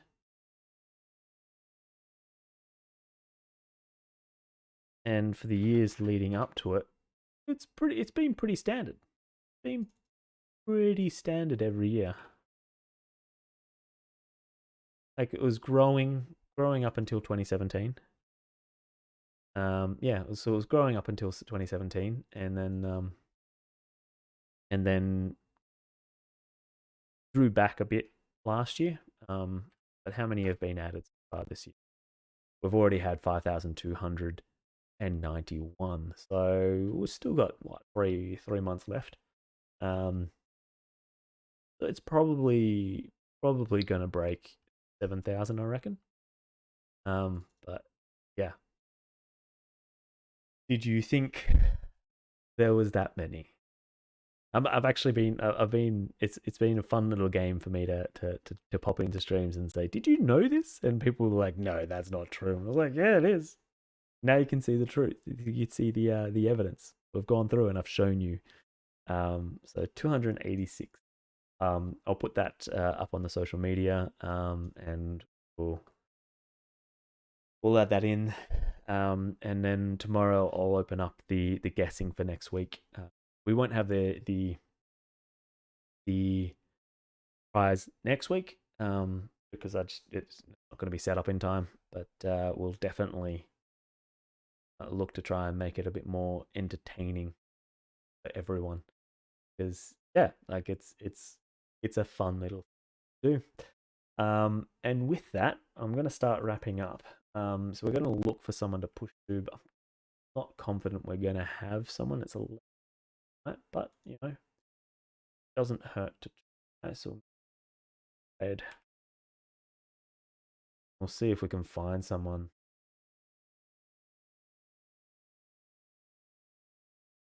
Alright, so there's 55 viewers all up across all of them.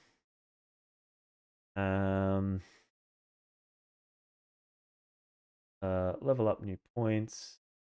So you got some people playing.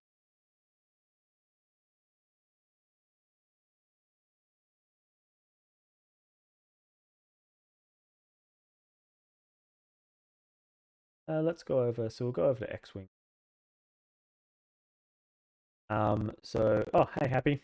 Did you hear what Oh, you can. I've taken it off the screen at the moment, but did you hear how many games were added to Board Game Geek this week? So Board Game, if you're not familiar, Board Game Geek is like IMDb for board games. Um, so and basically, this stream today's stream is all about adding all of the Board Game Geeks into all the Board Game Geek new games added there this week into our database. And there was 286 new games this week alone. So that is from last Sunday night to this Sunday night. So in pretty much exactly 7 hours, the 7 days, there has been 286 games, which is amazing. Yeah, that's quite a few games. So when people ask, have you played this game? For sure, there's going to be games that we don't know about because that total is now 131,112 board games in the Board Game Geek database, which is also the same number of games in the Games Night app database. So um, definitely, do the little bit of self promotion. Head to app.gamesnight.fun, join our Discord, and get onto the socials, have a look. It's a absolutely I this is the longest stream I've done to date. 4 hours. I've been streaming for 4 hours and realize it. I can see how people do this for a lot of time. So I've been streaming for 4 hours. We've done the pool. Thank you to everyone joining me in the chat. We're gonna do a raid of my big two followers. But thanks for watching. Hopefully you join us next week. If I'm able to catch you up in stream in future, I'll be dropping by. Thanks, Happy. Great to see you. And yeah, hit us up on the Discord. I'd love to hear from you. And I'd love to reach out and uh, pick your brain about some of the streaming. So I've learned a lot from board game streamers, but I also want to learn from video game streamers. There's no wrong place to learn. That's just about how we adopt it. And so we'll push over to X-Wing SHG, and we can join in the raid, hopefully. X-Wing. Already got more followers than me, so in terms of viewers at the moment. So let's push across, give him some love, and thank you for watching. It's been great having you with me.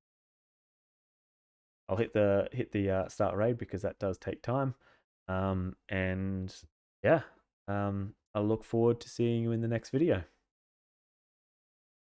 Enjoy. Well, I'm going to sleep. I'll be doing the database push and then I'm going to sleep. But you have an awesome day, and I'll definitely be checking out your stream. Perfect. Thanks. See you all.